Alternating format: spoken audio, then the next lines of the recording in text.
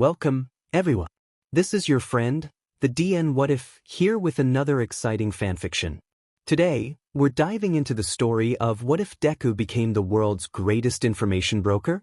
If you enjoy this video, don't forget to hit that like button and subscribe for more fanfiction content just like this. Now, let's get started with the fanfic. Analysis. He had been told about the agency by Gran Torino, the old man having been chiding him for not finding a successor for One for All and then trailed off into telling him about Analysis. An agency that was all about information upon information on heroes.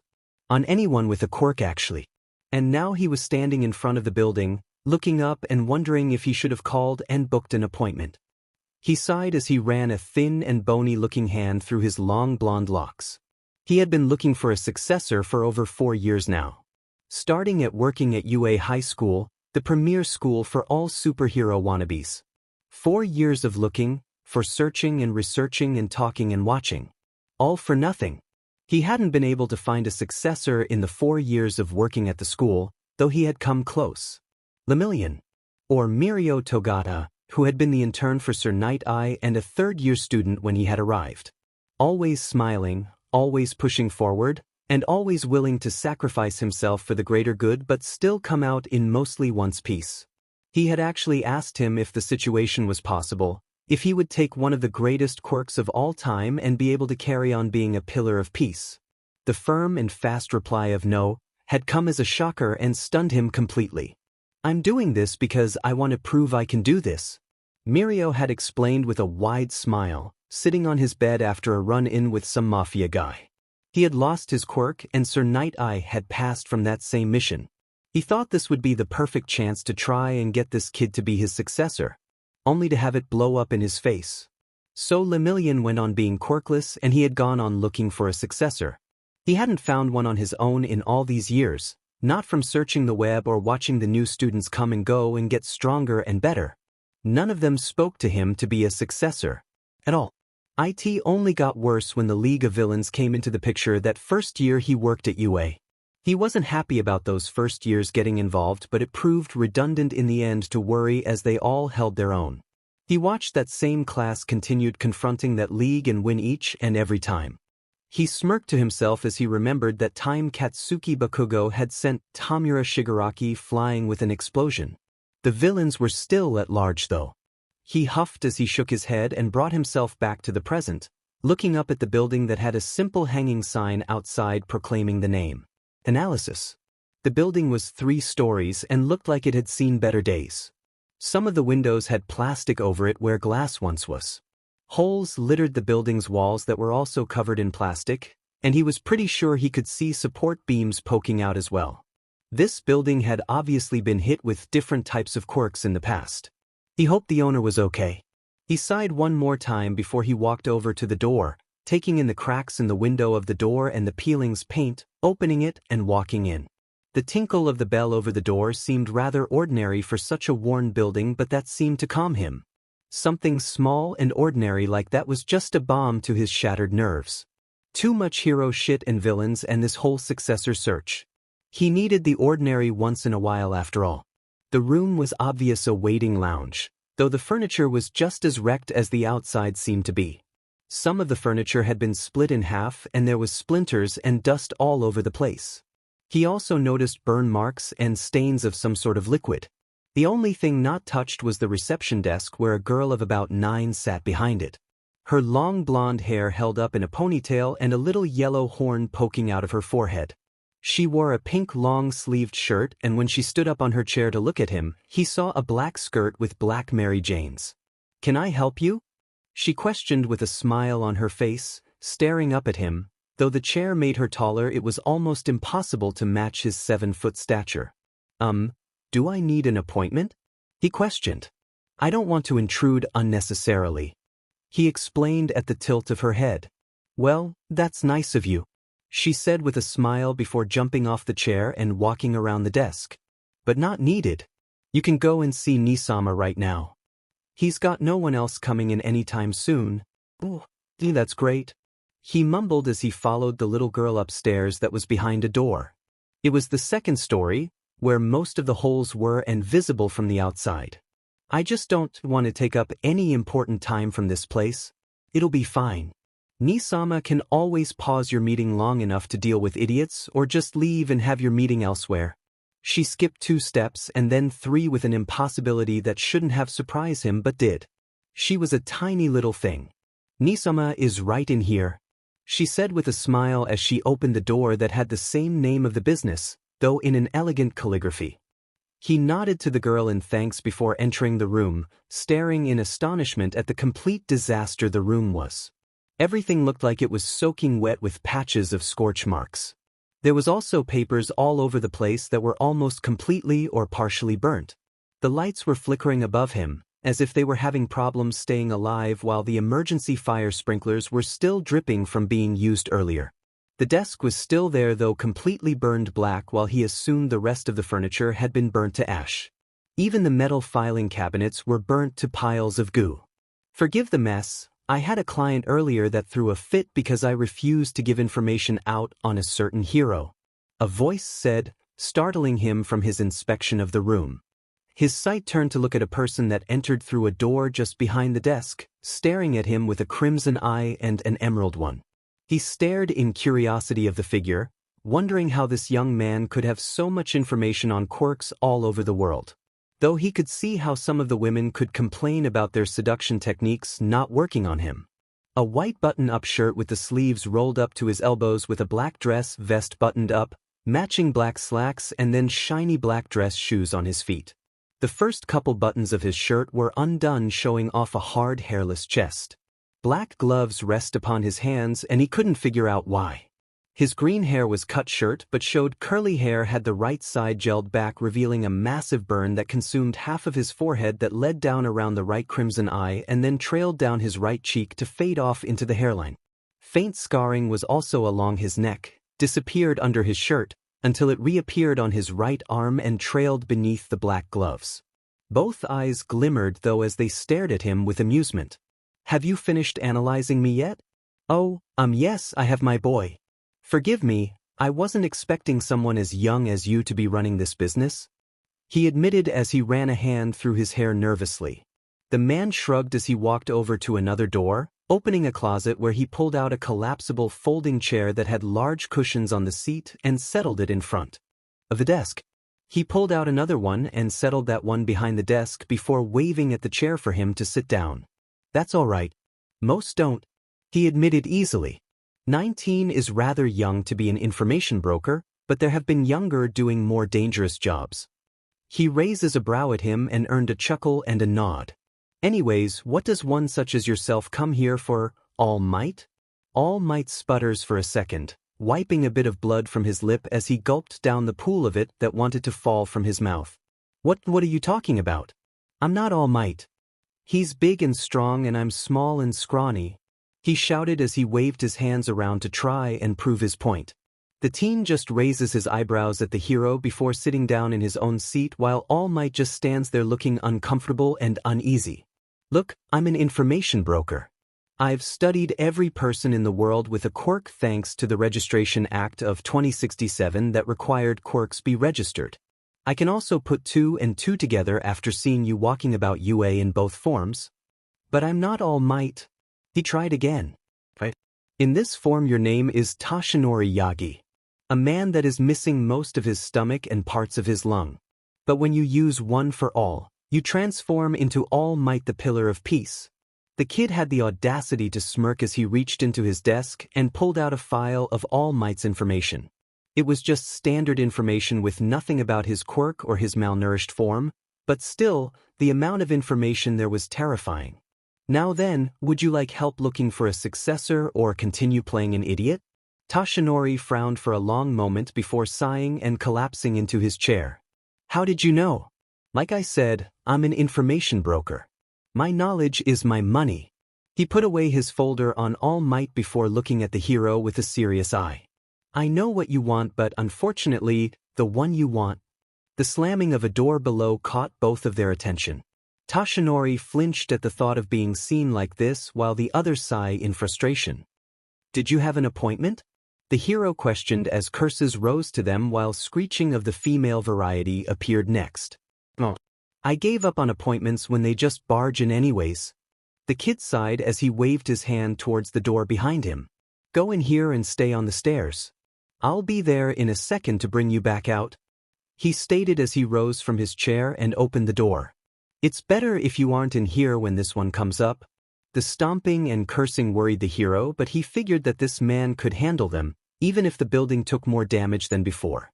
So he quickly hid behind the door and listened to what seemed to be a soon entertaining or interesting conversation.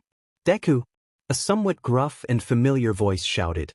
He knew it because he had taught that same young man back in UA not too long ago. I want my fucking information, you shitting broker. What information would that be, Kakin? This young man had balls of steel to talk to Ground Zero like that. That kid had always had a temper, though it had gotten better over the years. He still had triggers that could send him in a rage. You fucking know what information I'm looking for. Give it to me, you shitty useless quirkless Deku. Oh shit. Toshinori stood up to intervene when he heard that, gaping as he realized that he had just left someone defenseless against someone powerful. I already told you, Kakin, I don't hand out information on heroes to other heroes or villains. If you're looking for a villain profile, I will have it for you for a price. You will not get a profile on another hero as you are supposed to work with each other and not against. He could hear the steel in that voice and then shuffle. He wondered if the kid had settled in his chair or maybe had moved to be ready to dodge. The sounds of something akin to firecrackers went off and had Toshinori ready to transform. Do you really want a repeat of what happened last time, you fucking wimp? If you mean that I send you out of here soaking like a fucking tissue after a masturbation session, then you're in luck. Endeavor was here already and I've already used up my water usage for today. The hell was this kid doing giving that kind of information away? That was a weakness he couldn't afford. Silence for what seemed forever before a cackle filled the area. Fucking wimp. Giving free fucking information to me all the goddamn time. Footsteps, and it was obvious Ground Zero was heading straight at the kid. I'll take that information now. More silence before the sound of a drawer opening and rummaging came to him. Do you really think I only have one plan to stop you? How you underestimate me is really disgusting. Toshinori couldn't explain what happened next, only that there was a swish and then hacking coughs. The fuck? Whoa, what the fuck? Is this shit? Katsuki shouted as he continued to curse and yell. Industrial baby powder. It's made to keep babies from getting rashes, but it also absorbs liquids as well, including sweat. You won't be able to cause any more explosions unless you go home and take a shower. Then it was just Katsuki Bakugo left hacking and coughing for a long moment before the kid spoke up again. Now listen to me, Kakin, and listen well. The sound of more rummaging and then a folder hitting the table. I will not give information on heroes out to anyone. That includes your information as well, and yes, I have more information on you than you would be comfortable knowing. I fucking don't doubt that shit. Another cough. We've known each other since our shitty childhood. Yes, so you could imagine the information I could hand out easily if I wanted to. But I won't, because you're a hero and not a villain. So understand the fact that I will not give you information on All Might no matter what you do. Silence once more, and Toshinori could just imagine the staring contest. Fine. Keep your stupid crappy information then. Footsteps and the sound of the other door opening. Oh, and Kakin, don't break into my office ever again. You won't find any information on any hero but general. The rest of it I keep it all up here. Silence, and then the sound of the door slamming and curses fading away into the distance. You can come back out now. Toshinori opened the door and looked inside, chuckling at the cloud of baby powder that was still settling over the room. Sorry about that, but he's been nothing but a pain the last month or so. Toshinori shrugged as he retook his seat, watching as the kid walked around and instead leaned against his desk. He looked like he was agitated now, glancing at the door and the windows as if waiting for an attack. It's quite all right, my boy. Bakugo has always been rather explosive, even more so when he was a child. The kid looked at him with wide eyes before understanding came to him with a chuckle. That's right, you worked at UA when Kakin was there. He nodded to himself before shaking his head. Right, the successor, passing on one for all. He muttered to himself as he cupped his chin between thumb and pointer finger. Before that, Could I possibly get a name and maybe an explanation on how you know young Bakugo? Toshinori questioned with a tilted head, his curiosity getting the better of him at the moment. He hadn't known Bakugo ever acting like that around anyone, almost as if he had known them personally and so knew what to say to them. This kid also called the other with a nickname that spoke of familiarity, so maybe friends from when they were younger. I know Kaken because he's the one who gave me this scar, the kid stated as he waved his hand over the right side of his face where it was covered in the scar. You should know that since you were there to save both of us from that slime monster. And that's when he remembers. Toshinori had been running all over the town looking for a thief made out of slime and gunk. He had chased it all around the sewers before it had finally gone up and attacked 2 students. One of them had an explosive quirk that had gotten the villain off of the other student, but had injured him gravely in doing so. All Might had been able to step in before the villain had turned on the other kid. He had heard the one injured had been permanently scarred while the other had been praised for his heroics in trying to help his friend. No repercussions were given. That was you that day, he muttered to himself as he ran a hand over his face. I had heard about you being injured and had offered money to help pay for surgeries and recovery treatments, but it had been refused. Yes, my mother didn't blame you. Instead, she had tried to go through the office for regulations of quirks for a reimbursement since it was an individual's fault in using their quirk without authorization. He explained with a tilt of his head. But they refused because Kaken was underage and had been accepted into UA high school. They didn't want to have him kicked out because of a record. I see. I'm sorry that happened to you, my boy. Silence hung between the two of them for a long moment before All Might looked up at him. I still have not received a name though. Midoriya Izuku, information broker, and quirkless. The teen explained with a small smile that had All Might smiling back. It was a soft look and made his chest warm at the sight of it. He hadn't seen one like that since Nana. Now then, I believe we were talking about a successor for you. Excuse me. A voice interrupted, causing Izuku to sigh and look up at the door, Toshinori also looking up as well. I'm sorry to interrupt, but I came to pick up a file. Todoroki Shoto. Yes, I have your information right here. Izuku pulled out a file from the drawer. Know that I am only giving you this information because you aren't using it against heroes, and do not tell anyone else I gave it to you. I don't need a stampede of overgrown toddlers waddling in here for something I will not give them for reasons they want it. I know, Shoto said as he glanced at the blonde figure sitting in the chair. I must thank you again for trusting me with this. I've been desperate to get out from under my father's business but haven't been able to find a way. You are sure these heroes will help me? That's why the half-white and half-red-haired boy was here. He knew that his father had been plaguing him to hurry up and join his company, but he also knew of the abuse the boy went through at his father's hand. He wondered if giving the boy an olive branch at his own office would help. Yes. I suggest looking at All Might's first. He's been looking for someone competent to run the building for a while now since he's going to be retiring soon. I'm sure you'll fit the criteria for it easily. The look on the broker's face gave mischief as he settled back into his chair, threw his feet up on his desk, and laced his fingers together under his chin. Also, I would like to ask you to take pictures of your father next you see him. I'm sure you'll understand why soon enough. Todoroki just shrugged his shoulders with a smirk of his own before reaching into his pocket and pulling out a large envelope. Here is your payment. I hope this will help in repairs that was obviously caused by my father. No worries there. Izuku quickly opened the envelope and pulled out a large stack of money, running a gloved finger along the end to cause the money to flip. I've already filled out a harassment suit against him and sent in a claim to my insurance with a video of Endeavor attacking me again. I'll receive enough reimbursement from the insurance company and Endeavor's own office to keep me from suing to fix this place up nicely.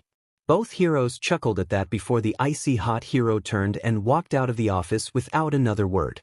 I see you are capable of helping others where needed to. Toshinori admired that fact greatly in the teen. Very few people could bend their rules to help those truly in need, so seeing that this kid could warmed him even more. That and I hate when Endeavor comes in here demanding. I can only imagine what that kid went through living with that thing. The sneer on the other's face was startling but understandable. Thinking just because he has a quirk that he has all the power in the world. And then let's not forget the fact that he thinks there's only worth in things if there's power behind it. God, it's so annoying and frustrating. He shook his head as he sat up and put the money in a drawer of the desk. I can understand that. Toshinori agreed just as the girl entered with a plate with coffee and biscuits. Ah, thank you very much. No problem. I figured Nisama would need it after having so many interruptions while talking to you, sir. She explained as she settled the plate on the desk and handed a cup to the hero. I hope you don't mind too much. I know it can be annoying, but we can't really stop anyone from coming in as they please. The only place that can take the hits and has all the equipment needed to fight back are in this room. Toshinori blinked at the information, glancing around and wondering where all the equipment actually was before turning back to an amused-looking Izuku. You won't find it by looking. I've only given access to me and Eri, so only we know where it is. Not even Mei would be able to find it if she tried. He chuckled as he picked up his cup and sipped at the liquid inside, groaning in please. God, you are one hell of a gift, Eri. You make the best coffee ever. Eri giggled at the compliment. Thank you, Nisama. I try my best for you. I know you do. Izuku replied softly before shaking his head. Now then, the successor? The door slammed open down below. Jesus fucking Christ. Will I get a break today? The teen groaned as his head slammed into the table as the door to the office opened and a very familiar and unwelcomed figure walked into the room. I want all you have on All Might. Now. Endeavor growled as he walked in, flames fanning around him wildly as he glared at the teen behind the desk. Though his normally tan skin was a bright purple at the moment and clashed horrendously with his flames. I know you gave Shoto information on him not even 2 minutes ago. I want it now. I gave him general information on the location of All Might's office, nothing more. Izuku replied harshly as he stood up from the desk and quickly walked around so that he was in between the number 2 hero and the 2 near his desk. I will not change my mind, especially not since you torched my office earlier this morning. He growled right back. Damn, this kid definitely has some balls on him. Toshinori thought as he watched the confrontation, wondering how he was going to handle the other this time around. Though from what I've seen so far, though little as it is, he seems to have a plan for every attack that comes his way. I wouldn't have done that if you had just given me that information I requested. The flames around him flared him wildly as his temper flared. Obviously this was a regular occurring argument between the two. And if I had the choice, I wouldn't have been left in a burning building with my mom while you walked right past us. Izuku shot right back as he crossed his arms. I'm sure the media would love to hear how the number 2 hero left a child and his mother to burn to death. Silence hung in the office for a long moment before Toshinori stood up from his seat, a glare on his face as he looked at the other hero. You did what? Endeavor looked at the blonde for a long moment, realizing just now that it was not just the brat and the girl in the office now. It is none of your concern, citizen. Back down. I wouldn't worry about this trash, Toshinori-san. He'll be leaving now before I call the cops, regulation and control of quirks, and his office about the continuing harassment. Izuku informed as his cell phone appeared in his hands. Endeavor looked at the kid for a long moment before huffing and turning, leaving the office where Toshinori was left glaring after his fellow hero. I'm sick of this. Eri, go grab your jacket and we'll go to that coffee shop you like so much. Come, Toshinori-san, I'll treat you and we'll finish our conversation there. Izuku said as he pulled out his own black jacket from the closet with the chairs, putting it on as Eri did her own light pink one. Toshinori could only stare in amazement as this kid walked out the door. Else? Okay, what do you guys think about this so far? I know I'm taking a lot of liberties here, but I wanted to see how this idea turned out. So let me know. Also know that this isn't going to be a super long chapter series, but more of a mini one. Maybe I'll do one-shots for it later on or something. I don't know. Anyways, review and let me know what you thought. I would like everyone to think about some of the authors on fanfiction that died recently or a while ago. Some of them died in tragic accidents or illnesses and have left stories unfinished or had others finish them for them in memory. I would like everyone reading this to lower their heads, clasp their hands together and pray for those who have been lost.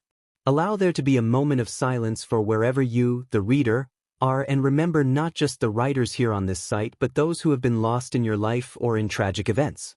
Please remember that life is short and that you should love those in your life while you can and show your appreciation for water comes into your life. Again, thanks to those who have lost their lives for spreading inspiration through their works. Why are you chasing me? He screamed as he ran down the path that had been his main route home for as long as he could remember. He'd have to go under the pass and through the tunnel, but he'd get home this way. At least he hoped he would. Fucking Deku. Get back here and let me blow your fucking shit up. One Katsuki Bakugo shouted as he chased after the other boy, mini explosions erupting from his hands as his blonde hair waved in the wind. His explosive quirk terrified everyone at their school and caused Izuku more than a few burns. Why would I stop when you say that? He shouts back as he entered into the tunnel that would be the halfway point home, only to come to a complete stop as a whole new horror ripped through his body. Oh, what's this? A new invisibility cloak. The voice was gurgle-like, as if constantly changing, but that was the least of Izuku's worries when the green slime slammed into him and proceeded to force itself into his mouth and down his throat. Don't worry, this'll only hurt for a minute and then it'll all be over. No! Izuku screamed in his head as he clawed at the green slime, trying to get it off and away from his mouth. He couldn't breath and he couldn't scream and he couldn't do anything but struggle weakly. He had no quirk to fight back with. He was quirkless and unable to fully fight against the slime. He was being suffocated to death because of that and also because this slime wanted to use him. He was going to die here. There'd be no help. He would die. The fuck you think you're doing to Deku, you fucking sewer scum? Kaken. That was Kaken. He'd help. He was strong. He would save Izuku even though he hated the boy. He wanted to be a hero after all. What Izuku wasn't expecting was for the explosion that Kaken let loose to blow not only the slime creature off of him, but to decimate the right side of his face. Excruciating pain consumed him as the fire and ate at his face and his shoulder and arm and chest. The blast had been huge.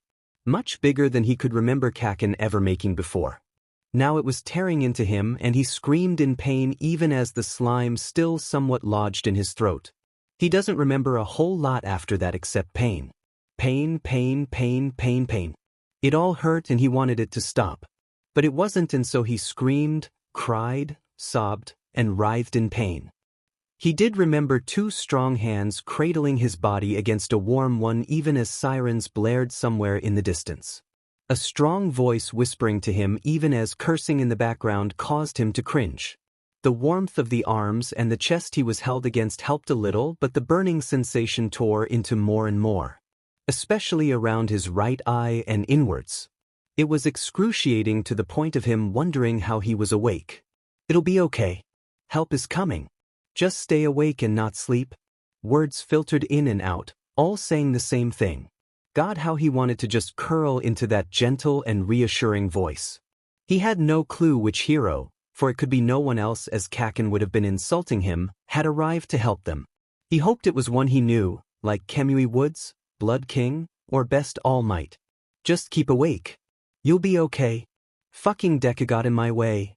He whimpered at that voice. He knew Kaken was angry and that he'd take it out on him the moment he could. He didn't want to face the other teen though. God, he'd been burned by the explosions before, but not like this. It hurt beyond belief. He cried, sobbed, whimpered, and clung to the warmth holding him all the way to the hospital. All until they had put him under so that they could try and save him and his face. God, he hoped it wouldn't hurt as much when he woke. Else. They arrived at a coffee shop that was painted a bright blue with homey fixtures. The tables were small and round with some booths that held white cushions and bright yellow flowers painted on them. Then there was just an air of home and warmth that he enjoyed a great deal even as he had to wipe blood from his lips. Order anything you like. It'll be my treat, Izuku said as he sat down at the round table directly in front of the window that looked out onto the street. Eri, 2 cake limit. You still have to eat dinner later. He ordered the girl as she looked over the menu. The girl pouted before nodding her head as she returned to the menu. Toshinori sat down as well and already knew he was going to order a plain black coffee. Thank you very much, young man. I appreciate this. The young man waved his hands as if it was of little matter, his eyes on the menu as well. Order something to eat as well, Toshinori-san. You need to have some fuel for later. Oh no, I'm fine. I'm not hungry at all, he assured quickly. He was actually a little, but it wouldn't be worth it since he couldn't really eat a whole lot in one sitting. Do not think to fool me. You need to start eating small meals multiple times a day to stay healthy. That's why you have become this malnourished in the first place, trying to eat large meals like a normal person when you should be eating several small meals a day. Izuku lectured as he continued to gaze over the menu. He was not about to let this man wither away just because he's too stupid to change his lifestyle to accommodate his health. Heroes could really be idiots sometimes. Toshinori sat there stunned once more at this young man. You would not think he knew much due to his age, but he did. He knew so much and could put it to use in so many different ways. Either way, I'll order you something small and you will eat it. And then you will go and talk to Recovery Girl and see about a new eating schedule and plan after we finish our meeting. Izuku continued as he nodded to himself and settled the menu down before standing. Do you know what you want to eat, Eri? Yes, Nisama. A slice of the cherry supreme cheesecake and a slice of the triple-decker white chocolate cake. With a white elephant, she ordered with a smile on her face. Got it. I'll be right back then, he said as he took off for the counter where a pretty blonde stood behind it waiting to take his order. Nisama will order you something really good. I promise. She gushed as she got his attention. He knows exactly what people can and can't eat even if they don't. So you'll be fine. I see. That's good to know. He nodded to her before looking at her a little more closely, taking in the scars that covered her arms after she had removed her jacket. There were also some on her neck and face but had faded so they weren't as obvious. Whoever this girl was, she had been through a lot in her young life. He just hoped it wasn't because of this young man. So, how do you know Midoriya? You don't look like you're related to him. She tilted her head at him before smiling brightly. I'm not. Nisama actually rescued me 3 years ago from my old home. He hasn't allowed me to be taken away from him ever since, she explained as her eyes wandered over to the young man, watching him pay for the orders. He's been so nice to me and he's invited Mirio over too. I don't think I'd be here if either hadn't tried to save me so viciously. The hero frowned at the information, knowing exactly who Mirio was. The young man had lost his quirk and refused one for all without a second thought. I see. So you were there when Overhaul was arrested? He murmured to himself, chin resting between his thumb and finger in thought. I knew they had said a girl had disappeared from the scene but no one could find her. That was Eri, Izuku said as he reappeared.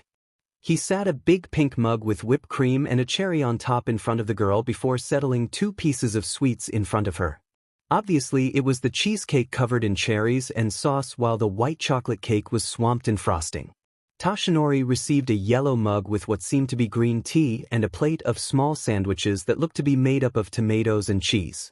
Izuku sat down after he settled a green mug with steaming coffee in it and a lemon pound cake. You got me tea, the hero stated as he looked down at the liquid with disdain. He normally didn't mind tea but he really wanted coffee at the moment. Not to mention the sandwiches were rather dainty looking, like for a woman. Your stomach can't handle the caffeine in coffee. That's one of the reasons why you cough up so much blood. You're overtaxing your stomach, he explained calmly as he sipped at his own coffee calmly. So drink the tea. It has honey in it as well to help keep it calm and help heal any damage you might have done to it. Then the sandwiches don't have anything heavy but will give you the nutrition you need. Toshinori grunted but sipped at the tea anyways. It was definitely the normal green tea with honey in it, so it wasn't bad. Then he took a bite from one of the sandwiches, enjoying the freshness of the tomatoes and lettuce. The cheese was sharp and gave a bite where the veggies didn't. Not bad, he muttered as he took another small bite. Good. Now that we are out of my office and hopefully away from any more interruptions, Izuku said as he pulled out a folder from his jacket and settled it on the table. I've been looking for a suitable successor for you for some time now. Unfortunately, I came up with only one, he explained, taking a bite of his own cake while Eri tore into her own. Unfortunately? How is that bad? It sounds like you might have found someone I could use. He tilted his head to the side in thought. There weren't many that could handle his power, and he had always been picky about it. He wanted to be able to connect to his successor and not just be like, "Here, have this quirk and use it wisely." It could end disastrously. It didn't matter what Gran Torino or Recovery Girl or anyone else thought. He needed to make sure there was that connection with his successor so that it would all work out for everyone. Because the only person I can find that fits the requirements for One for All has already refused it. He flipped open the file to reveal Lemillion's picture. And at that moment, Toshinori despaired at ever finding a successor. Someone to take his power and use it to help other people like he had been doing for years now. What was he going to do? There's no one else? He questioned. Izuku's grim face told him all he needed to know. Though it didn't stop the young man from reaching over and laying a hand on the blonde's forearm as his hand still held a sandwich. I know this is disappointing, but people like Mirio are only born every decade or century. You've been All Might for over half a century and no one else has appeared yet. It could be a few more or it could be another century. Izuku smiled at him then, that soft and warm smile that sent warmth into Toshinori's chest and calmed him. But don't give up hope yet. I'll keep an eye on all the new registrations and those appearing in schools all over the world. When I find someone that fits your requirements, I'll let you know immediately. That was a relief that Toshinori couldn't even explain. Though it helped that this young man was willing to help him out no matter what. It was refreshing and made his heart calm and stopped beating harshly against his chest. Thank you. I can't even imagine a way I could ever pay you back. How much will this cost? He questioned as he quickly pulled out his checkbook to pay at least a little for all this young man had done so far. Nothing. That caused a pause and the hero could only stare in astonishment at the young man. Izuku sipped at his coffee before looking at the man with a smile. I remember that day, you know. When I was attacked by the slime guy in that tunnel with Kaken, he explained. Toshinori remembered too. He had been too late to safely save the young man. His friend had decimated his face and body trying to save him with his explosions. The burns had been bad and the boy had lost his eye. He still regretted not being there for him. I am sorry for arriving too late. No, you showed up just in time. I was gonna die if you hadn't showed up either way. Even if Kaken hadn't been there, I would have died. Izuku mumbled slightly as he rubbed the back of his head. So you saved me that day, and so anything you could ever need is on the house. I'll never turn you away and I'll do all I can to help you, he explained with that smile again. Toshinori could only stare in amazement once more. This kid who had suffered at his friend's hands and because he had been too late to save him, didn't blame him. If anything, this kid admired him, which sent more warmth through him. I can't always have you do things for free though, he stated sternly as he looked just as stern. At least allow me to help fix your office with more durable furniture and windows. You don't need to be replacing things all the time. Izuku stared at the smirk that now laid on his all-time favorite hero's face before returning that smirk. You have to make sure that it'll endure Endeavor's flames and Kaken's explosions. Otherwise it'll be pointless to replace things with anything super expensive. It'll just be destroyed the next day. I know a guy. Toshinori sipped at his tea with a hum as he realized his stomach wasn't constricting as painfully as it normally did. Maybe changing his diet did have some benefit to it after all. All right then, I'll have to recheck some things at the office, but as soon as I find someone, I'll let you know and you can go and meet them. Izuku sighed as he pulled out his phone to check the time and see any messages he might have gotten. An explosion blasted the window they were sitting in inwards, sending all three flying away with such force that it stunned them. Izuku gasped as he quickly sat up from the floor, looking for the familiar pale hair of Eri, only sighing in relief when he saw her kneeling next to a coughing Toshinori. Blood pooled beneath the hero, but Izuku knew he would be fine for the moment and quickly turned towards the window where he could see a confrontation happening outside. Ground Zero stood in the middle of the street, facing a familiar slimy figure. Fuck. Izuku groaned as he quickly crawled over to the two and proceeded to drag them behind the counter. Luckily they had been the only ones in the cafe at the time and so were able to move quickly. Stay here, he ordered Eri with a stern glare before looking at the old male and taking in the pool of blood coming out of him. He grimaced, already knowing he needed to get the other to Recovery Girl but would be unable to at the moment. He glanced over at the workers in the back of the cafe, making sure they were all okay before turning and looking over the counter to the fight outside. Kaken was strong, he knew that, but he wasn't always coherent in battle as his rage and adrenaline took over. He was as much a danger as the villain, though he would pay attention to civilians as much as he could. Still dangerous though. That fucker came back. He hissed to himself as he watched Kaken send a blast at the villain, though the other just reformed and sent a giant fist at the hero, who dodged out of the way. A crater was left behind as the villain continued his attack. I'm not sure he can keep himself steady and calm enough to beat him. He completely lost it the last time we faced him, and that's when I lost my eye and was burnt completely. He mumbled under his breath, trying to figure out what to do. That villain, you're talking about, the slime one? Toshinori questioned in between coughs and sputters of blood. The one that I saved you from years ago? Yeah, that's the one. He nodded as he crouched back down to take in the hero trying to stand up. But you don't have the strength right now, not to mention there's others watching you. He flicked a look at the workers of the cafe that had them in full sight. Ground Zero will handle this, don't worry. A scream caught Izuku's attention and he shot up to look over the counter. In time to see a teenage girl around the age of 14, cowering as the slime monster swarmed towards her just outside of the cafe. Kaken was too far away, and if he tried an explosion, he would just hurt the girl. Izuku didn't even remember his body moving. All he knew was that he was soon consumed by slime that was swarming into his mouth and down his throat. He couldn't breathe. He couldn't scream. It was all too familiar as he clawed at the slime, trying desperately to get it out of his mouth and out of his body. He wanted nothing of this thing in him or on him or near him. He didn't want it. Fuck, he was losing air. His vision was going gray and he knew it would go black soon. With no air getting into his lungs to go to his brain, his body was shutting down. He wouldn't last more than a minute or so at this rate. Burning pain on his left side. Kaken must have tried exploding the thing again. He could feel the pain there. That bastard never learned. Explosions couldn't save everyone when used, but it could always hurt someone. God, how he hated Kaken sometimes. Do not fear. Wait, that couldn't be. That idiot was hurt. He was just going to make it worse. For I am here. A great gush of air, and soon Izuku was laying on the ground, gasping for air and sucking it in as much as he could. His limbs shook from the adrenaline running through him and the fear of dying. He hadn't been that close to death in a while, but boy did he not miss it at all. Deku. Fucking useless piece of shit. Tell me you're alive. Kaken was standing over him now, glaring down at his face even as worry flickered through his eyes. I knew you cared. He got out with a weak smile, gasping as the other growled and hauled him up on his feet before grabbing his left arm and looking at it. I got you, damn it. Piece of shit, what were you thinking, you ass-munching bug? He questioned as he stared at his childhood friend.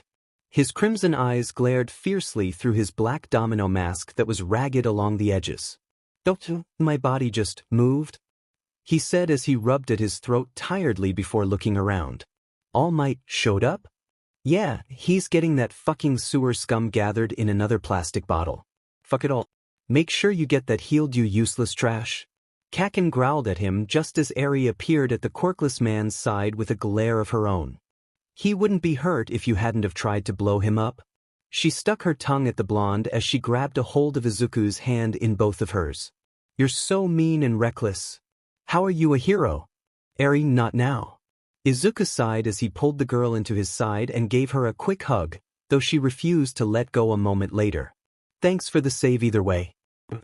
He paused as he cringed at the memory. It was just as horrible as the first time, if not worse.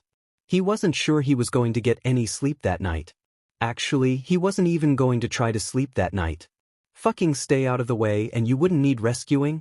The hero huffed before he turned and stomped away to where police officers were now showing up and taking statements. Izuku knew that he would have to stick around and make sure he and Eri gave their statements as well. They wouldn't be leaving anytime soon. That was rather brave of you, a voice said from behind the two, startling them. Izuku whipped around with Eri pushed behind him, but calmed when he saw Toshinori in his malnourished form. Gave the police the slime guy already? He questioned, grimacing at the pain in his throat and how hoarse he suddenly sounded. Guess his injuries were starting to make themselves known. Yes. Then I left before they could say anything else. I can't hold my hero form for very long anymore and have to save it as much as possible for emergencies, he explained as he leaned against the cafe building they still stood in front of. There was blood leaking out the side of his mouth that he wiped off, but otherwise he looked unharmed. Your body moved on its own? Izuku frowned in confusion but nodded in agreement. Yeah. He coughed as his throat flared in pain, wondering why it hurt as much as it did. Though to be fair, it wasn't as bad as before the first time he had that run-in. You saved this girl at the risk of your health and took her in. You gave her a home and kept her safe despite the fact she could bring danger to you.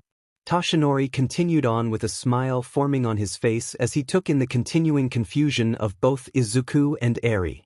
The girl still had her arms wrapped around the older boy's waist, but her face was no longer buried in his side, but her eyes now settled on him. Those golden eyes were slightly unsettling, but otherwise he enjoyed the confusion. What about it? Izuku could already tell there was something going on in this man's head. He wasn't sure what it was, but it had him on edge in a way he hadn't felt in a long time. Not since before high school and before the incident with the slime creep the first time around. This man had a plan and he was going to be damned if it wasn't going to happen. That was the feeling he was getting from Toshinori at the moment. Let's return to your building before I say anything more. I'm sure this is a conversation that will need privacy, he explains with that continuing growing grin. Izuku wasn't scared or worried from the grin. No, it was an anticipation that he had never felt in his life. He couldn't wait to return to his building to find out what All Might wanted to talk about now. Too bad they weren't returning to his building. He moved with intent in his eyes. Analysis. This kid was exactly what he was looking for. He had the balls to stand up for what he believed for, even if he was at a disadvantage. He was kind and patient with those around him, no matter how rude they may be. And then he had the instinct to protect no matter that cast to himself. Though he'll say that the kid did have a sense of preservation when acting against heroes that came into his office. The ability to predict and use their weaknesses against them was valuable and would continue to be so when going up against villains. Yes. The boy would do nicely, he thought just before everything turned black.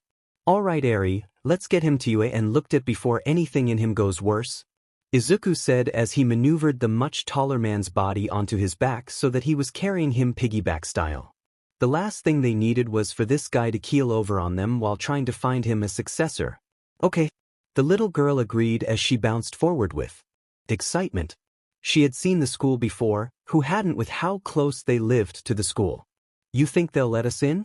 The security systems was just as legendary as the heroes that worked at the school after all. If Toshinori-san has his ID on him, then we should be able to slip in without too much of a problem, he said next as he dodged around people that were heading towards the scene of where the attack had been. The news that All Might had shown up must have been spread faster than normal, but that didn't matter since the other man was completely asleep at this point. Stay close, Eri, I don't want to lose you. The girl stuck close and kept a hand on his jacket as they trailed away from the scene and moved ever closer to the school. It took a little bit, but they were able to get to the school easily enough, but now the real test came when they had to cross the gate and onto the school grounds. Stay close, I don't want you getting caught by the doors if something goes wrong, Izuku said as he glanced down at the girl before looking forward. Let's hope he brought his ID with him today. With that they stepped across the imaginary line of the outside world and the school. He paused for just a second, just in case he needed to jump back, but sighed when he realized nothing was going to happen and so moved forward. Alright, keep close, I don't know what heroes are here or if they'll see us as threats. Eri held tight to his jacket as they moved into the building and then through the halls. Izuku was incredibly happy that they hadn't run into any heroes that would attack first and ask questions never. He knew how horribly impatient some heroes were and wasn't looking forward to dealing with any more that day. Endeavor and Kaken were more than enough. Then he had to be thankful that it was just after lunch, so all the students should be in their classes. This would make it easier to get the stubborn idiot where he needed to be without any students asking pesky questions, and the chance of losing Eri decreased as well. all of which disappeared when a feeling of utter and complete darkness descended upon his shoulders and almost knocked him to his knees. Eri had come to a complete stop and was sat on her, but due to the pressure exerting on her little body. It only got worse when Izuku felt a dribble of liquid cover his shoulder where Toshinori-san's chin was resting. He knew the other man felt the pressure and most likely was leaking blood again. There was nothing to be done about it though at the moment, as he finally gave in and allowed his body to sink to one knee. He gasped for air and clenched his eyes shut, trying to keep his body from keeling over. Damn it, there's only one person who could exert this type of killing intent. He thought, and forced an eye open to stare straight at the person that was causing him to struggle to stay standing. He wasn't sure how much longer he'd be able to last either. Now then, can you explain to me why a stranger, unauthorized and with a child, is on the premises of my school with one of my teachers on his back? The principal of UA High School questioned calmly, hands behind his back with his tail stuck high into the air. It was obvious he was on both the defensive and offensive. But it wasn't just the principal Izuku had to worry about now, no, it was much worse. Pro Heroes Midnight, Eraserhead, Present Mike, Blood King, Snipe, and Ectoplasm were surrounding him and his charges. There was no way for Izuku to run away even if he wanted to, and then add on to the fact that if they thought him a danger, he would be down and out before he could blink. He gulped and went to speak, but stopped when a familiar and unwelcomed feeling snapped awake next to him.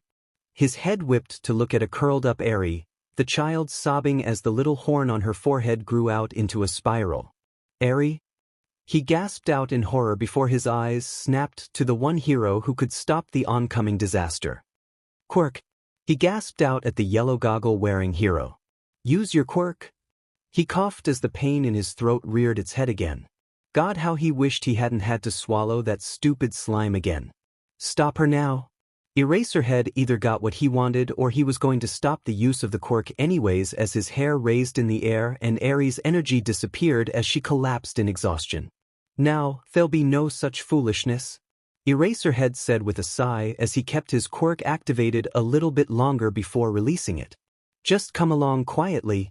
Izuku scowled at them before looking directly at Nizu, the strange little principal that held the high-spec quirk. Call off your guard, dogs. He coughed afterwards. He was sure his throat was starting to swell and close with the trouble he had breathing now. The pressure wasn't letting up either. He wouldn't last much longer. Tell me why you're here first and I might. Nizu said politely but did not move an inch.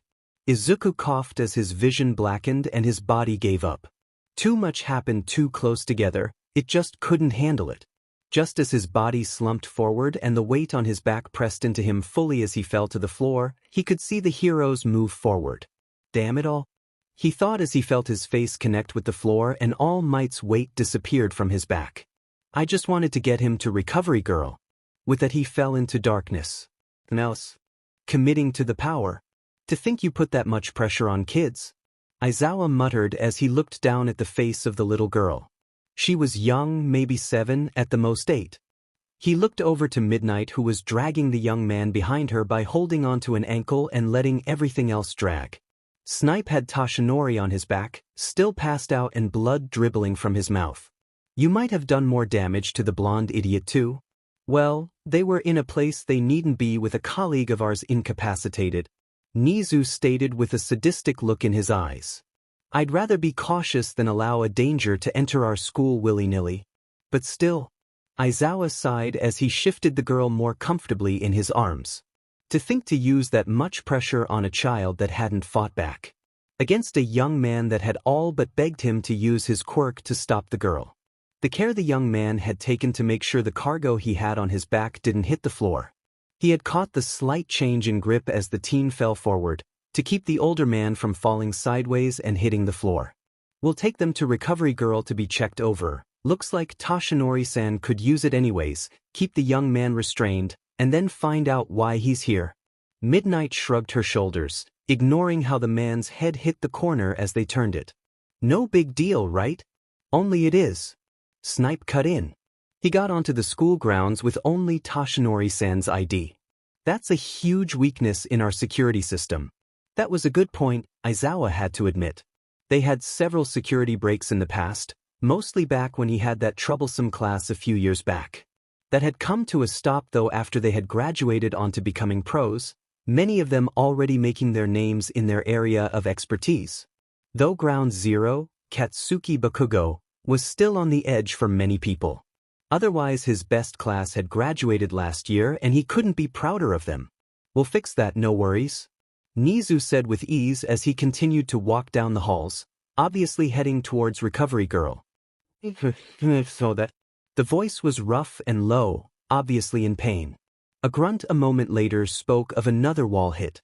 Could you stop that please? He was pretty sure that kid probably had a concussion at this point. No. I don't think I will. Midnight said as she swung her hips that made the kid's body slam against the wall. So mean, was the grunt that came out, but the kid didn't try and struggle, though he shifted his body so that he wasn't hitting the corners and walls as hard as before. Shizenji-chan, I have some new patients for you, Nizu exclaimed happily as he waltzed into the infirmary. Really, Principal? You shouldn't have done such a thing. Recovery Girl sighed as she swirled around in her chair, staring for a long moment at the three heroes carrying or dragging their charges into the room and led by the principal. She sighed as she waved to the two open beds. Put Tashinori-san on the first bed, the girl on the second bed, and let the boy sit on the chair there. She ordered, ignoring how the boy was tied up in Midnight's whip. Since we're here now and those two are getting taken care of, let's get you talking, boy. Midnight said with a smirk as she settled the boy into the chair. Izuku looked at her with an unimpressed look. What? I've only ever got that look from Aizawa. She complained as she turned away. Izuku rolled his eyes at that before turning to the principal. You know, you could have just follow you, Rico very girl. He managed out, coughing here and there. Well, I didn't want to take chances. You are unauthorized to be on the school grounds and you had a teacher on your back. We have to be overly cautious instead of disastrously relaxed. Nizu explained with that ever-present smile and polite manner. I'll remember to put sadistic and paranoid to your file back at the office. Izuku informed deadpanned before smirking. Oh wait, I already have that?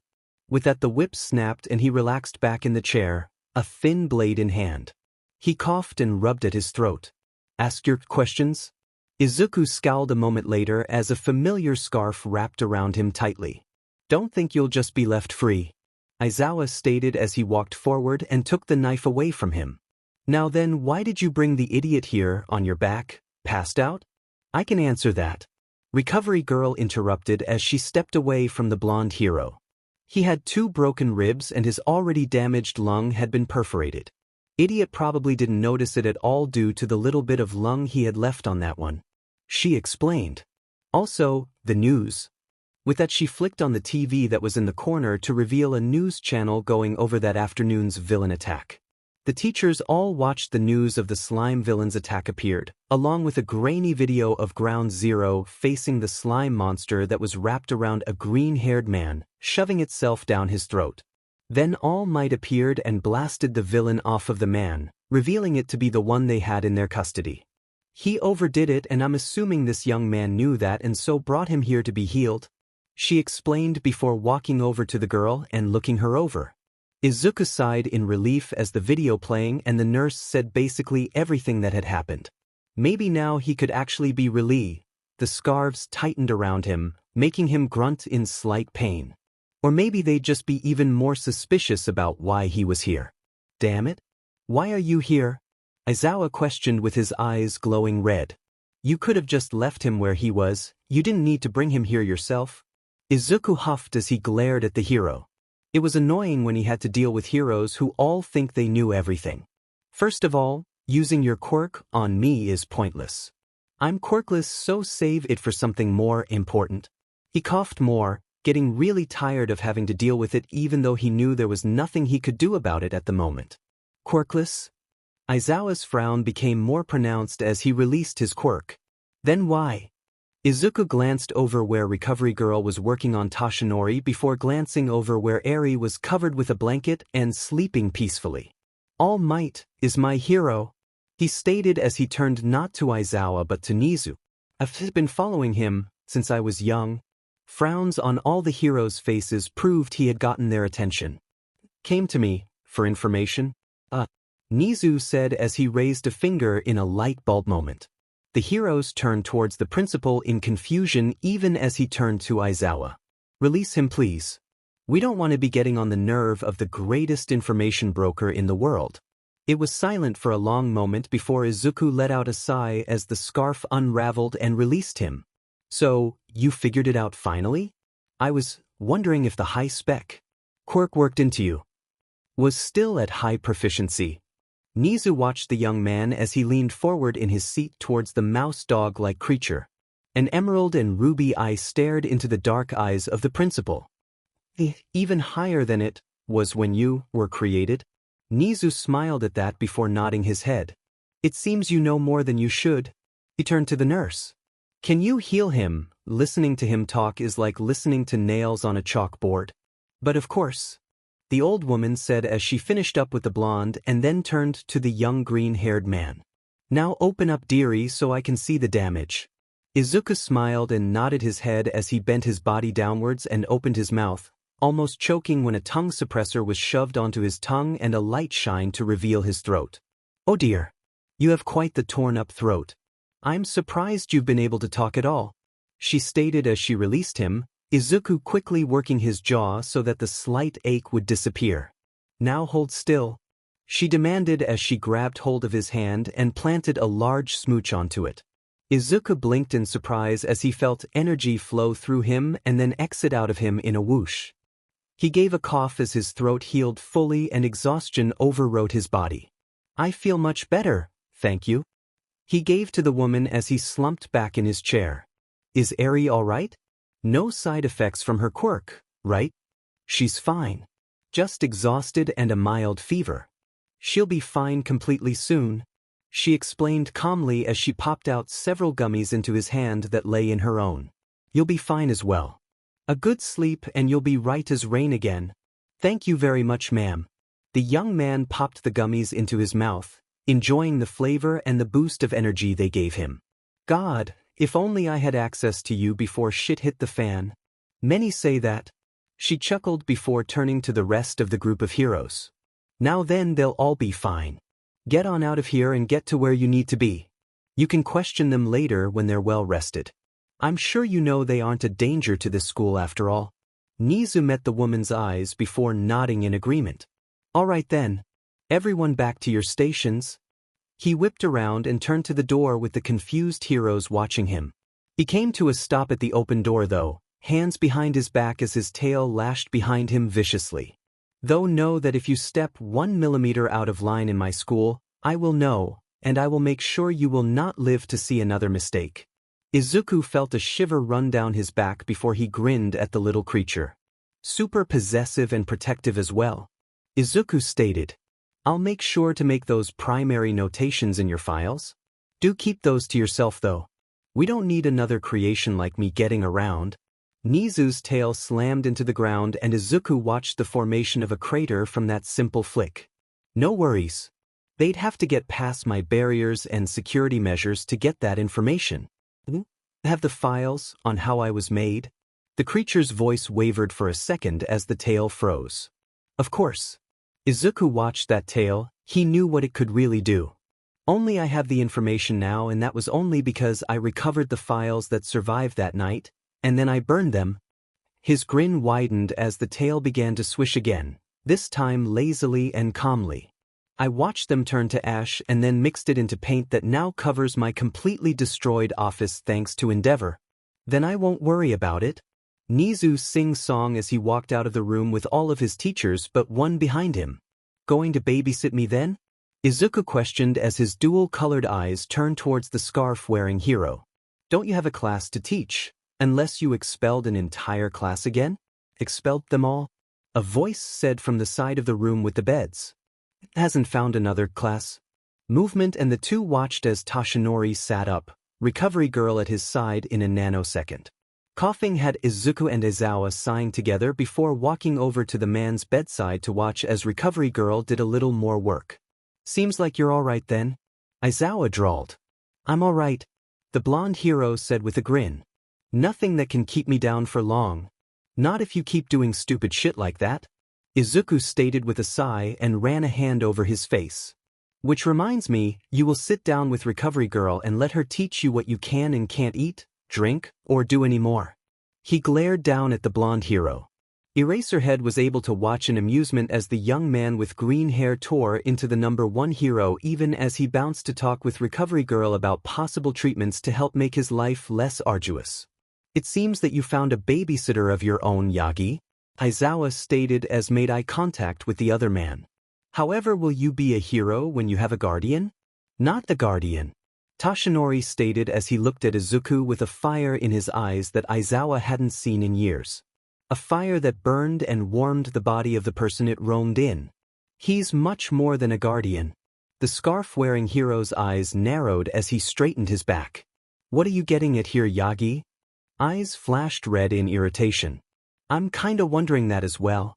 Shizenji said as she climbed into her spinning chair and settled into it. This boy, he's the information broker of analysis. He's the one who gave me the information needed to find a successor of my own not too long ago, which she was thankful for.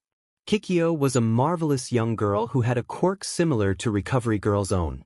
Able to heal using the other person's energy, though she didn't have to kiss but merely touch them. Soon Shizenji would be able to retire and leave the school in more than capable hands. Yeah, I remember that girl showing up out of nowhere, Aizawa said as he remembered the girl as well.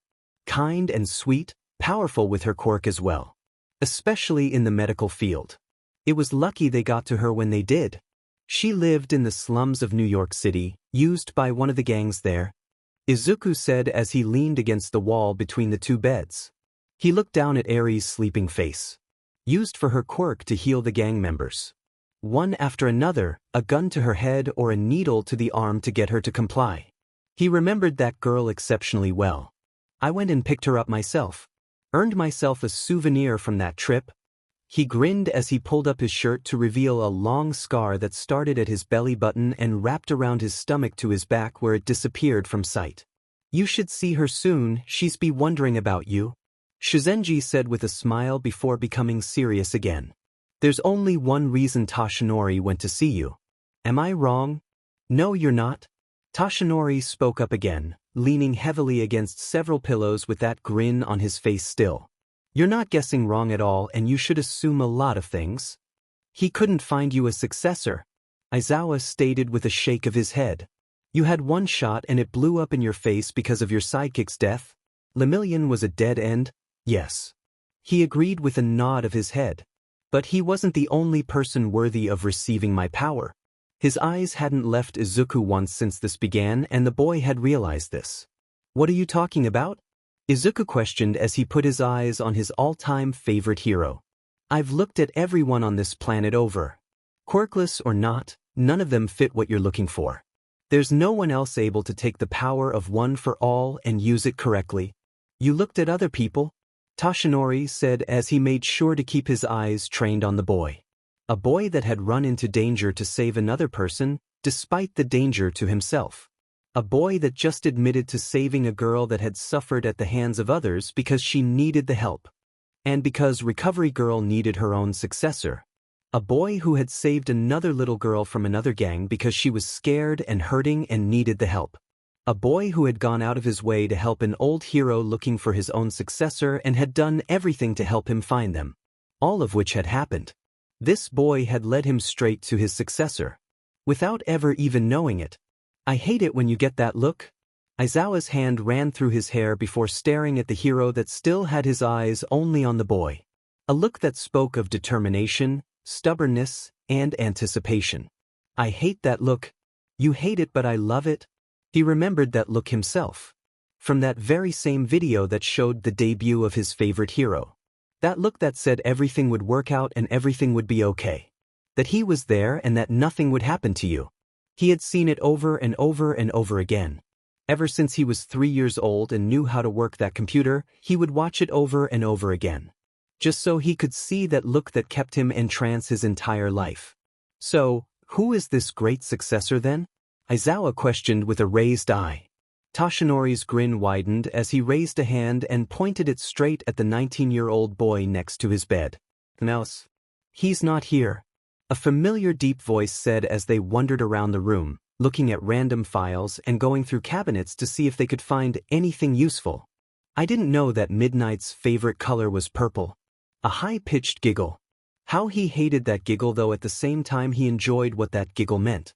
Manic and evil and viciousness normally followed that giggle, and he couldn't wait to see what she would do next.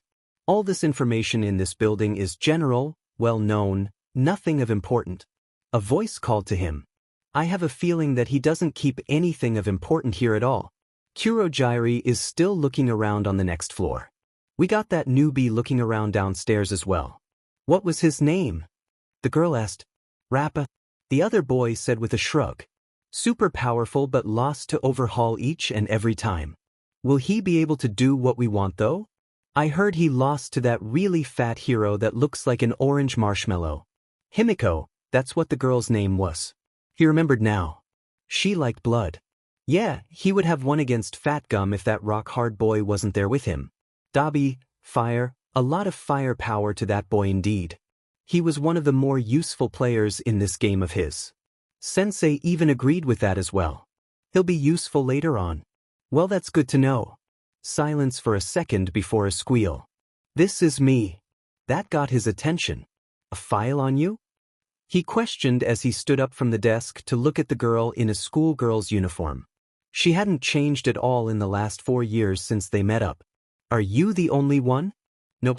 She popped the P as she pulled out several more files. Dabi, Rappa, Kurogyri, Tamura, and even Sensei was in here. All the members of the League of Villains, free or otherwise, were right here. They were all basic profiles, pictures included, but these were even more detailed than the police profiles that were made for only a handful of them. But here they were all here. Every single member of the League, right there in front of his eyes. Even those that he had kept hidden in the dark and out of the picture until the time was right. There was even profiles on Nomu, all of the Nomus. How is this possible? He muttered to himself as he ran over the basic information on himself. His eyes narrowed though when he found information on his parents. They died during a villain attack and he had been left behind by all the cops and heroes. Sensei had found him afterwards and took him in, taught him all he knew. But it was a name next to his father's name. A name he recognized from his teachings of Sensei. A name that shouldn't be associated with his at all, since it was a predecessor of One for All. Nana Shimura. The 7th successor and once upon pro hero. She was apparently his grandmother. Another secret hidden from him by his sensei. One he wasn't sure he agreed with or liked at all. One thing was for sure, he'd be having words with his sensei about this sooner than later. "Is there anything we've found here at all?" Shigaraki barked out as he threw the file down on the ground and turned to his party. "Anything we can use or put to use?" "Nothing here," Dabi said with a shrug. "Just general information that anyone can get off of the internet. There is nothing in the rooms above." Kurogyri appeared next to him from a portal. "Just bedrooms with pictures of, I'm assuming, the one who runs this place and a girl. There are pictures of a young boy with a woman with similar looks as well." He pulled out 2 pictures. One showing the young boy with green hair and freckles and a woman with green hair and green eyes. She was chubby and short while the boy towered over her with a smile despite being a teen. The second picture showed a young man with green hair that was slicked back on one side, the side that had a horrific burn that trailed down part of his face, down to his neck and disappeared under his shirt. A nice white button-up dress shirt with the first few buttons undone with a black suit vest. He also wore nice black pants with shiny black shoes. In his arms was a little girl, her arms around his neck with a shy smile. The little girl was blonde with a little horn poking out of one side of her forehead with wide crimson eyes. She wore a long pink shirt with a white fluffy skirt and black Mary Janes. "This is him?" He held the picture up with the older man and little girl. "I'm assuming so, yes," Kurogyri said with a nod. "They weren't upstairs, so I'm assuming that they must be out at the moment." "Hey, can I fight Endeavor?" Rappa called up from the lower part of the building. "Endeavor?" Shigaraki questioned and blinked as he did so. "Number 2 hero." He mumbled, wondering if it would be okay to fight him or not. We should leave now. The last thing we need is for him to know we've come looking for him, Kurogyari stated. Sir will know what we need to do to get him into our hands. He nodded to himself before looking to where Rappa was standing just within the door of the stairs. We'll leave. We don't have time to deal with that wannabe hero. He nodded to Kurogyari and a portal appeared. Let's leave. We'll come up with a game plan to take the information broker as our own. With that he led the group through the portal and back to the bar that was their headquarters. Mouse. Izuku looked behind him, but the only one there was a passed-out Eri and the window to the outside. Then he looked back at the finger pointing directly at him. He then raised his own finger at his face and blinked in confusion. Toshinori nodded his head in agreement and big grin on his face. You have got to be shitting me? Aizawa glared at the man before looking at the boy. He's an information broker. He has information on Principal Nizu that no one else does, and you just want to give him one of the most powerful quirks of all time? Toshinori blinked and turned to his fellow teacher. And yet I've seen him refuse to give information to Ground Zero, Endeavor, give simple information and an olive branch to another that needed help. He has taken in a little girl who needed help and then saved another one. Has he asked for anything in return? Has he turned that little girl, he pointed at Eri, in a weapon that could destroy the world? Aizawa stood there with a glower on his face and hands clenched tightly. This kid, he'll be trouble? The blonde hero laughed at that as he nodded. That's what I was for Nana. I was trouble, a quirkless kid that was trouble and almost destroyed so many things. He stated as his eyes became covered in film and far off. It took me a bit to gain control and to learn what it meant to be a hero. That doesn't mean you should choose the first quirkless kid off the street that you meet. The shout startled both other males and got a squeak from the little girl. You okay, Eri? Izuku asked as he sat on the edge of the bed and pulled the girl into his side. It's okay. He's just a little frustrated with Toshinori-san. He explained as the girl looked at Aizawa with wide, distrustful eyes. He's angry, she stated calmly, pursing her lips. Is it because he doesn't like you? Izuku chuckled as he ran a hand through her hair. Isn't that most people who walk into our home? He questioned back with a smile. It's fine. He doesn't have to like me. Is it because you got burned? Because you're quirkless? Because you helped me? Her voice got lower and quieter and spoke like her whole world was ending. Nothing like that, Izuku assured, continuing with the hair brushing. Just a big decision to be made, especially when he just met me. But she frowned as she pushed away from him and looked at Aizawa, both meeting eyes and holding stern. You saved me. You haven't done anything wrong. You constantly come home injured because you have to save a cat from a tree and fall out of the tree doing so. She just about screeches as her horn extends and a glow begins to form. Izuku's eyes widened at this and he turns to Aizawa. For now, he shouts as he leaps away from the girl. Aizawa doesn't wait to ask questions but just does as told. His hair flies up and his eyes glow red. The light disappears and the girl falls forward. The boy doesn't even wait a second and scoops her up into his arms and cuddles her to his chest. Hey, are you okay? He whispered to her as he nosed her hair. She mumbled as she snuggled into him. I just don't like it when people judge you, without knowing you. Izuku sighed as he kept her up against his body. Anyways, what do you mean me? You can't give me one for all. He stated as he moved further onto the bed so that he could settle Eri onto his crossed legs. You need someone who can become a hero, to be the pillar you are. And that can be you. Toshinori stated with a smirk. There are people who become heroes long after they graduated high school. You can still get your license and become a hero. Izuku froze. Eri blinked sleepily up at him, wondering why his body had gone from soft and warm to stiff and cold. Is he? She questioned. Say. He clenched his jaw tight, his arms wrapped around Eri a little bit tighter. Can you say that? Say that again? Toshinori grinned wide as he looked at the boy. His eyes were shadowed and his hair was falling forward, hiding his face. Eri was looking up with a face that was confused and worried. Izuku Midoriya, you young man, can become a hero. He stated with his hand held out to the other. Eri's eyes widened when little droplets fell onto her face, streaking down as more and more fell. Izzy? She asked again as she reached up with a hand, catching tears on her fingers. He felt a weight on his chest and shoulders push against him. His head became clouded, nose became plugged, his breathing became erratic, and his body felt just heavy. He knew this feeling well and he didn't miss it. But he needed to feel it. Again. He choked out as he clutched at the girl in his lap. You can be a hero, Izuku. Toshinori said again as he realized exactly what this young man needed. He didn't know everything, but he knew that feeling of being quirkless and being told he couldn't be a hero. That feeling of being unable to reach a goal that he so desperately wanted but not being able to do so. He knew it well. He also knew the feeling of being vindicated and how great it felt when he did show them all wrong. How great he felt when he was told he could be a hero. That was a weight that lifted off his shoulders and he spent almost all day crying in relief. That was what was happening right here. You can be a hero, Izuku Midoriya.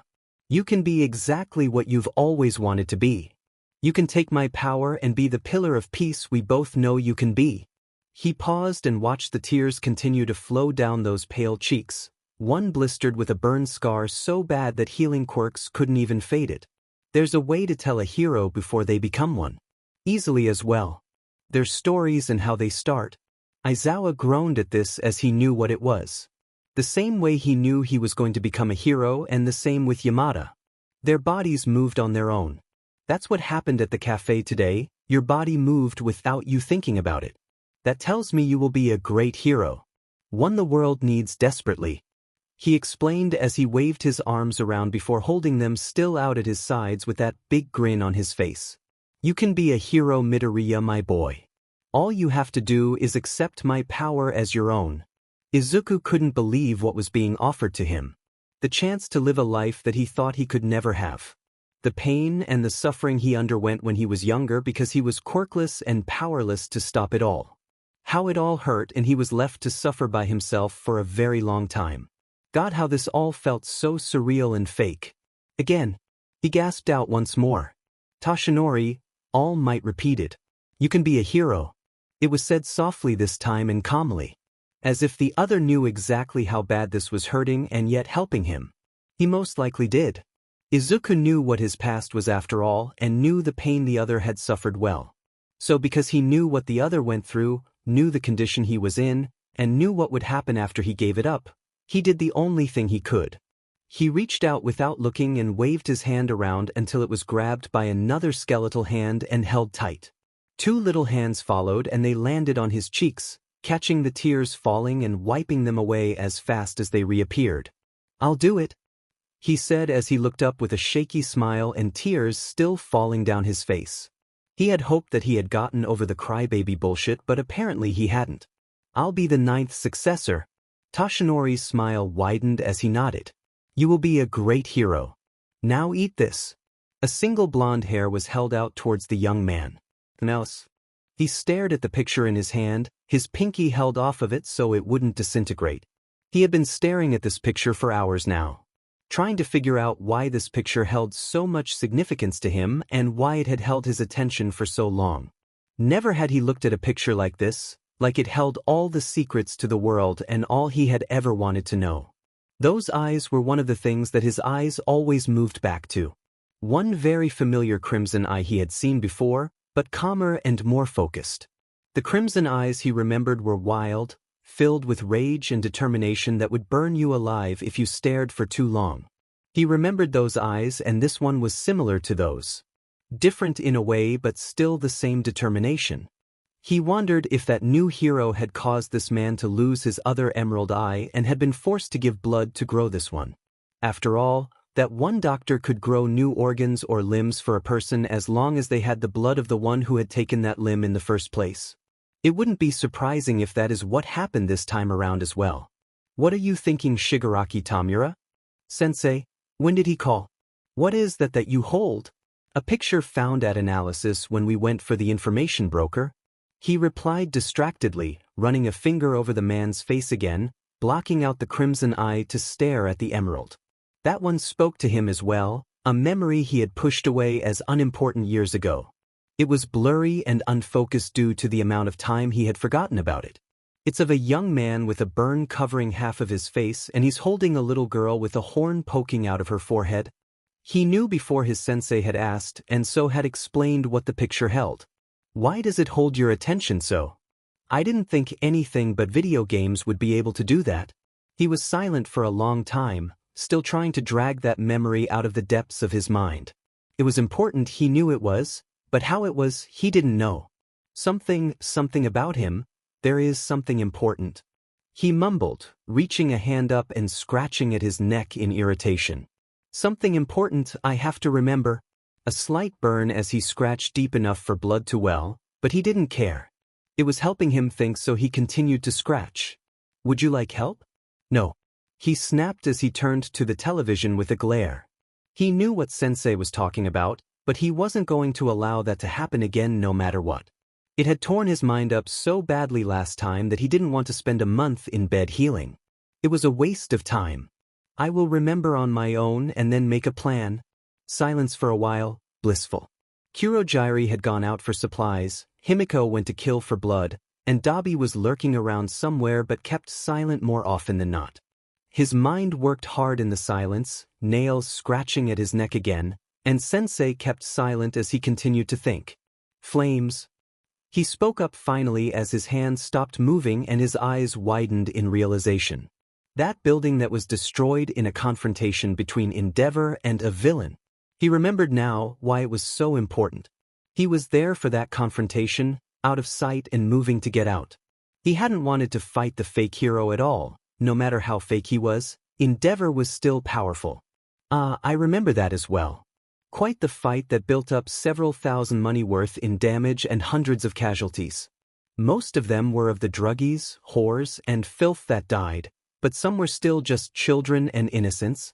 Yes, that's right. He had only escaped because he had called Kurogyari to pick him up. That's why he had survived. But what is it about that picture that has brought you back to that incident? He was there. He stated as he remembered.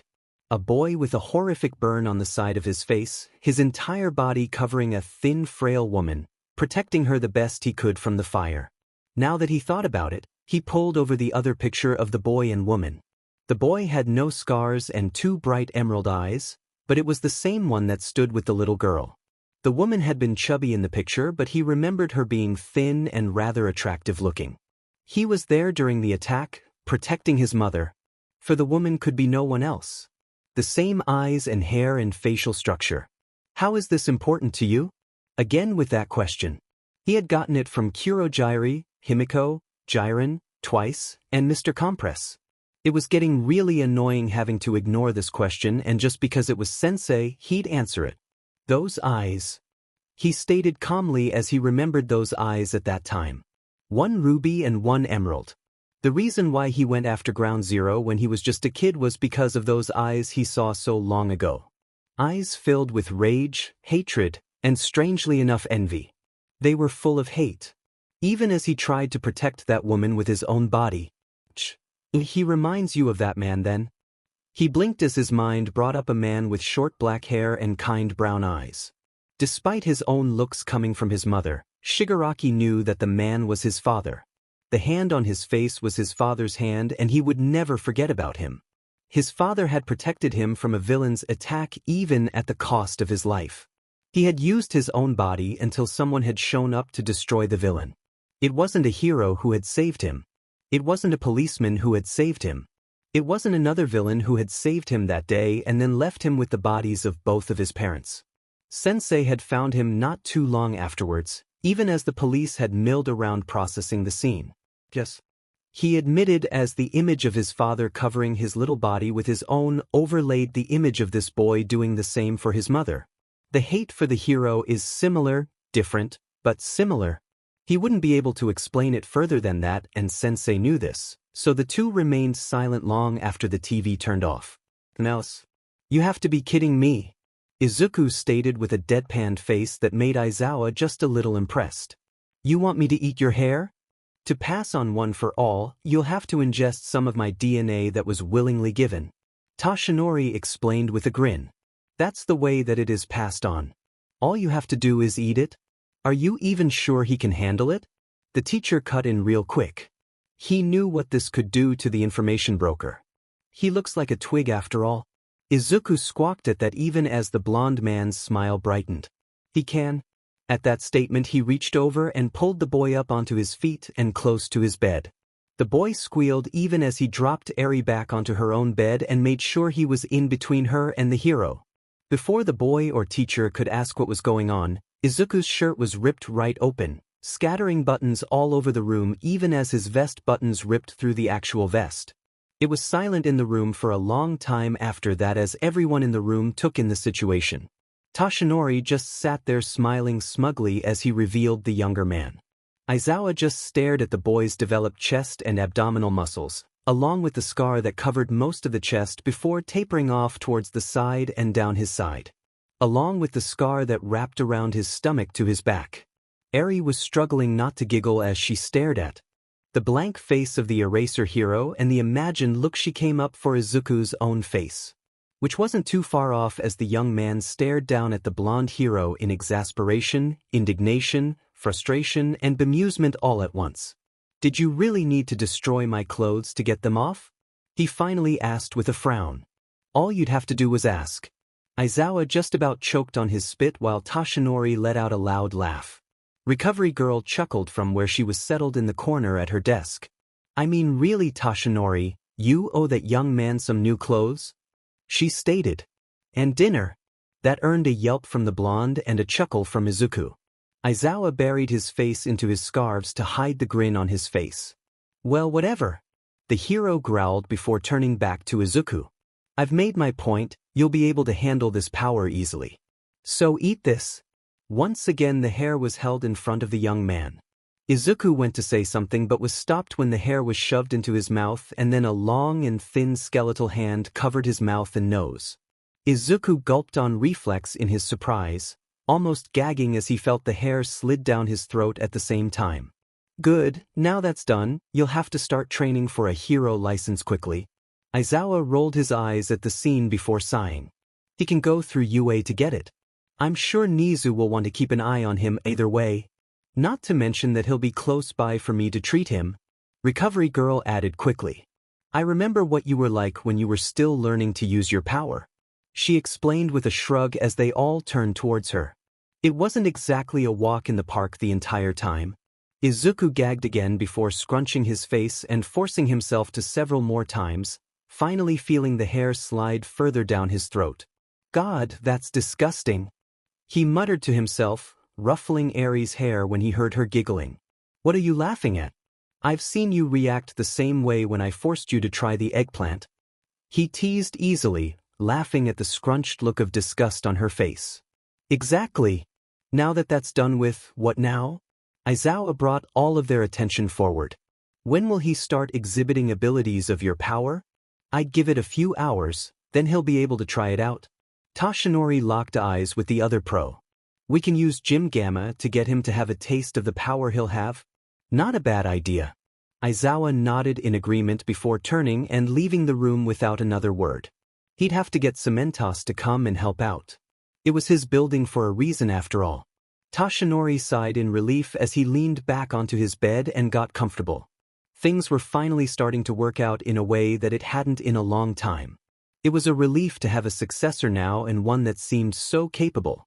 You seem to have finally gotten a weight off of those shoulders, Izuku said with a small smile, knowing that his own shoulders were now burdened with that relinquished weight. Yeah. The hero agreed easily as his head lolled backwards with his eyes closed and a smile on his face.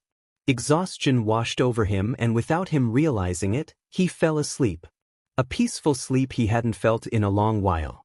Izuku just smiled as Recovery walked over to Eri and handed the girl a glass of water. It seems like he can finally relax and focus on himself, she said with a smile. Hopefully the last few years he has will be calm and quiet with little stress. He only has that long? Izuku questioned with a frown before he glanced at Eri with a smile creeping onto his face. That would have to wait though, there was still too much left up to chance if he did that now. Well, we'll just have to work together to make it a good one then. The two exchanged smirks while Eri looked back and forth in confusion. Adults are weird. she thought as she continued to drink her water. "Mouse. Thanks again for agreeing to help us out, Cementos," Toshinori said as he nodded at his fellow hero. "This'll make it easier to control the situation he'll end up being in, and the damage can be dealt with quickly." The brick-like hero nodded his head back. "It is understandable and quite responsible of you to think of this," he admitted, remembering the way that the other had started out as a teacher. The trouble he had caused for the students and other teachers was still talked about even now. "Something that isn't normal for you?" The blonde man just scowled at that before turning towards the two other people that had come with them. Aizawa and Izuku both were looking rather blank at the moment, though that could be because they had been insulting the other on the way over before Cementos had covered their mouths with cement. "Now, while he's busy building something for you to test your strength against, I need to explain how to do so."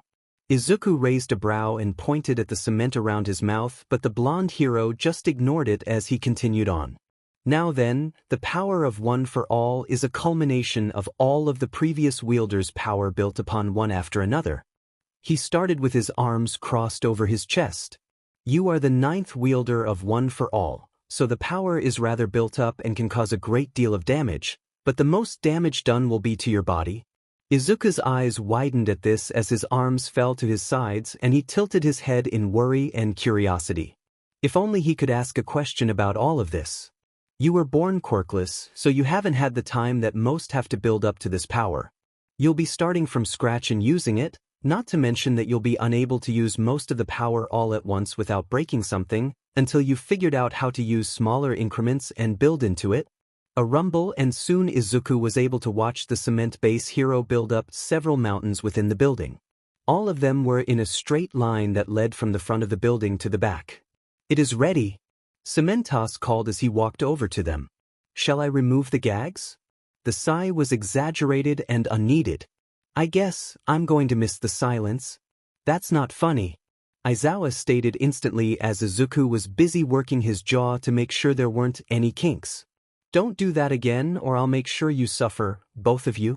His hair flew up and his glare landed on the other two heroes.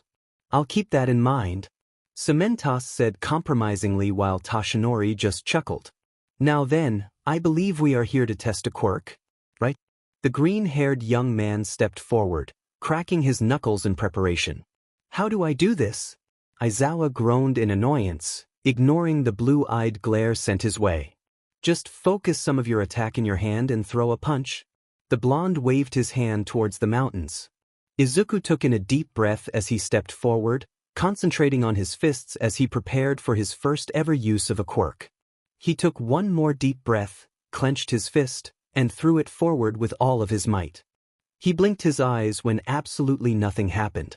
"You really do need to concentrate," Toshinori said as he settled on the ground calmly. "Try and find that center within that holds all of the power, push it forward into your fist, and use that to attack." Aizawa pulled his sleeping bag out of nowhere and got comfortable on the floor. "It looked like this was going to take a little bit. I'll be asleep if anyone needs me."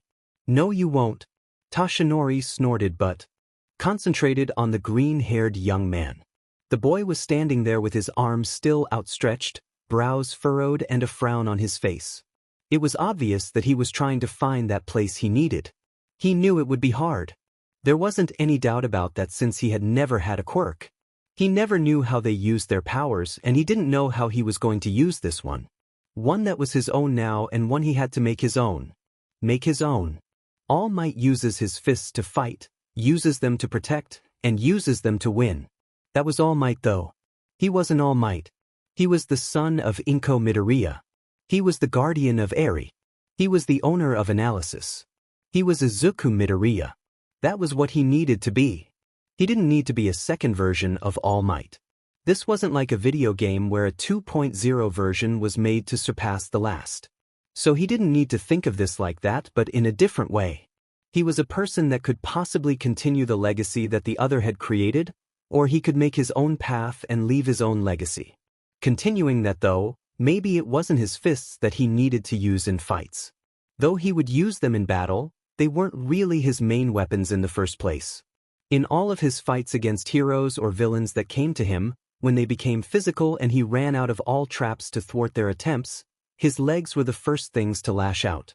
his feet connecting with faces, solar plexus, kneecaps, and other body parts. His knees breaking noses and bones. His legs and feet and knees were his main weapons. He had taken Muay Thai, kickboxing, taekwondo, and so many other martial arts. He had to be strong in body and mind when he had nothing else. That was why he had been able to hold his own for so long against quirks of all kind. Because he could fight them. And that was how he found out that his greatest weapons had been his legs. Deadly to a point, and more so after he started wearing steel toe boots, shin guards, and metal knee pads. It helped that his legs had been strong from years of running away in all shapes and forms. He had to be faster than those who wanted to torture for the information in his head or to kill him for having that information. So his fists weren't his main weapons. No, it was his legs that were. So he had to keep that in mind when he pulled forth that power that was crackling underneath his skin. He could feel it there, in his core near his heart. Pushing it into his fists hadn't worked because they weren't the first things he thought about when he got into a fight. No, it was his legs that he used first. He adjusted his stance in an instant, eyes beginning to glow as he called upon the power that rushed through his veins. The three teachers all stiffened when they felt the air charge with power, all eyes turning to the man whose stance had changed completely. He isn't going to kick, is he? Aizawa questioned with a frown. He had rarely seen All Might kick, always attacking with his fists. It seems that is exactly what he's going to do. Cementos agreed calmly, preparing to set up a wall as the power increased around them. Using it his own way? Toshinori gasped out with surprise and pride. It had taken him several years after receiving One for All to find his own way. He had used Nana's style for a while after he received the quirk. God, this kid was surprising him all over the place. The power continued to crackle around him more and more, building to a dangerous level. He had to release it soon or it would tear him apart on the inside. So he lashed out with his leg, a sweep downwards that sent a scythe of power at the mountains.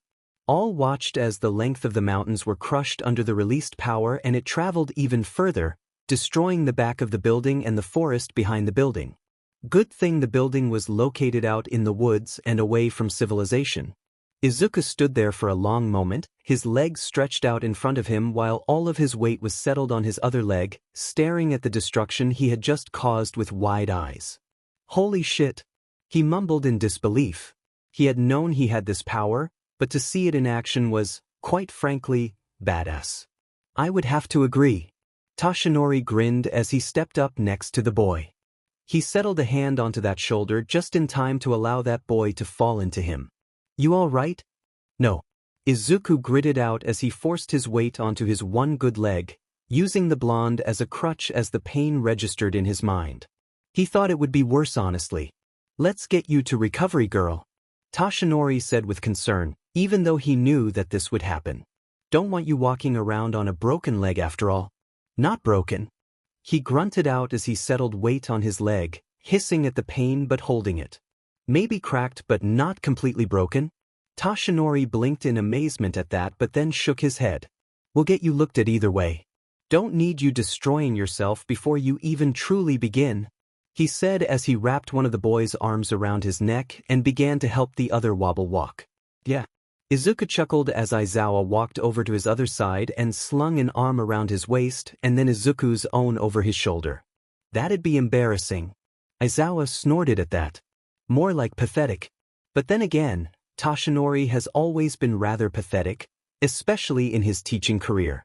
The young man could only chuckle as the number one hero squawked indignantly at his fellow teacher. I've gotten better. The blonde could only scowl at the chuckles from the other teachers and broker. How dare they mock him and his teaching skills, even if they were lacking. Don't worry, you have a great example to follow right here. Izuku pulled lightly on the scarf near his hand. He knows what he's doing when he teaches his students. The erasure hero scowled even as a small amount of pride filled his chest. I worried about my decision in turning Bakugo into a hero though, I do admit. Thinking about the blonde always made his hackles rise, along with the pride of how far that angry, frightful child had gotten. You weren't wrong to... Izuku admitted with a sigh as they got to the bus and onto it, settling down so that they could be driven back to the main campus where Recovery Girl would be waiting. Kaken was always temperamental, and it only got worse as he got older. His hand ran over the scar on his face and the red eye that flared with familiar anger before shaking his head. But he did get better after he attended UA. Thank God for that too, or I don't think the world could have handled it otherwise. He laughed at that. Aizawa frowned at the boy, taking in the scar on his face fully for the first time and the ruby eye. He knew there was a man with a quirk that could replace limbs or organs that were destroyed in attacks, but only if the DNA of the attacker was given willingly. It seemed that was what had happened to this boy here. And that scar. He had seen singed marks similar to those scars when he had an explosive student in his class. It seems that the boy had caused much more damage before UA than he had thought. He sighed at that but then let it go. There was nothing he could do about it now, and it seemed that this young man held no ill will towards his one student. Especially with that adorable little nickname. He would make sure to use it when he next saw Ground Zero and tease him relentlessly. Boy, he would have a field day with that. The smirk on his face caused all 3 people on the bus with him to shiver and slide away from him. None of them liked that smirk and feared for whoever it was directed to. On a pathway, a certain blonde felt a shiver crawl up and down his spine, causing him to curse at whoever had it out for him now. But you know, I've always known that Kaken was meant to be a hero, Izuku continued, ignoring the dark and rather villainous aura in the bus. He always had the drive and determination for it, so it didn't surprise me when he got in. He tilted his head to the side with a wistful smile on his face. I wish I could have gone with him at the time, but I was still healing in the hospital while my mom worked extra hours to pay the hospital bills. So he did cause those. Aizawa sighed with a shake of his head. If I had known, he would have never been allowed to become a hero. Ah, good that you did not know then. Cementos stated, speaking up for the first time in a while. The boy does have anger problems, there is no denying that, but he is a fine hero that has saved hundreds of people, with thousands of dollars in property damage. He countered in a nanosecond. That's something he never seemed to figure out, unlike the rest of my students, all of whom succeeded in their chosen field of heroism. The Erasure hero could only smirk at that. A full class of 20 that he had managed to turn into heroes, one even being a student that had transferred from general education. That was something to brag about. Yes, we all have heard you commend all of your students before. Cementos rolled his eyes as the other 2 chuckled. Yeah, and all of them have made a pass through my office as well, so I can say I've met all of your students? Izuku revealed a moment later. They're all rather interesting, though Mineta I kicked out after he made a few too many lewd comments. His eyes narrowed and all 3 heroes got a sense of danger before it disappeared. I think my favorites were Todoroki, Uravity, and Ingenium. They were all rather polite and kind, even made appointments unlike some of the others that just walked in. He shrugged as Toshinori chuckled nervously and scratched at his cheek. Not like I'm not used to it, and you at least asked to see if you could make an appointment before Eri sent you up? Meanwhile, Aizawa growled lowly to himself.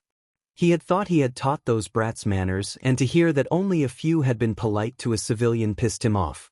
He didn't expect it of Bakugo, but the others all knew how he thought they should act when interacting with someone that could be helpful to them. Being rude and demanding information was not the way to go, and he hoped that most of them asked for information politely even if they just barged in. We're here. He grumbled as he stood up to get off the bus, Cementos and Toshinori helping the boy off and towards Recovery Girl. I want all the names of those who didn't make an appointment with you from my class by the end of the day. He stated to the teen as he took off, done with them for the moment. He needed a break. Sure. Izuku nodded his head to the man's back as he was led off to where Recovery Girl and Eri were waiting for them. Hopefully this doesn't take too long. I have to get back to my office and see the damage from whoever's been there. He grumbled tiredly. Yes, well, depending on the break, you may be staying the night. The cement hero warned carefully. He knew how people could get, especially younger ones, when it came to having to stay in one place for too long. Izuku grumbled slightly as they got to the infirmary and opened the door, only to stop cold at the sight before them. At least for the 2 heroes it was a shock. For Izuku it was normal and occurred more often than he liked to admit some days. Izzy! Eri cried out in excitement from her place on the infirmary bed, A plate of little finger sandwiches, crackers, celery, and red peppers in front of her. "You're just in time to eat with me and go." Izuku could only sigh and give Eri a tired smile before turning to the man sitting across from the young girl. "It just seems you can't get enough of me today, Hakaken?" Flaming ruby eyes met mismatched ones with a scowl on his face. "We need to talk, Deku." The tone of the blonde's voice caught the others' attention, all of theirs in fact, causing stern looks to fall on their faces. "A note was left at your office, from the League of Villains." Else. Everything was burning. The building was burning down and he was inside with his poor mother, trying to drag her out and get her to safety. He wasn't even sure why Endeavor had come to the building and set it ablaze like he had. Just lit it up while chasing a shadow across the walls and floors, as if that was the only being in the building worth looking at. He grunted as he struggled to carry his mother towards the stairs. She had lost a lot of weight in the last months due to his hospitalization and the bills that came along, but that didn't make her easy to carry. "Come on, Mom, wake up." He grunted at her, moving one foot after another. The sound of something breaking behind him made him drop his mother to the floor and cover her with his own body. Just in time for burning wood to drop directly on top of his back. He screamed in pain and horror, his eyes frantically looking around to see if there was anyone there that could help them. But there was no one but already dead bodies of druggies and strung-out prostitutes. The building had been filled with them when they had first moved here, and now they were still there but dead or dying. All because of a hero. He growled as he struggled to get out from under the wood, ignoring the burning that came along with the fire. He had to get his mother out of there. She didn't deserve to die like this. She worked so hard to get better and had just barely paid a little over half of the hospital bills. She was almost free. She didn't deserve to go out like this. Footfalls were coming near them as he coughed and struggled. He turned his head to the side to watch as white boots came into view. "Help!" he cried out as Endeavor walked by. The hero stopped and stared at the boy over the woman. He sneered at them as soon as he took in their position and situation before continuing on as if they didn't exist. Izuku's eyes widened in horror as he realized what was going to happen. They were going to be burned alive, and all because that jackass wasn't bothering to help them like a hero was supposed to do.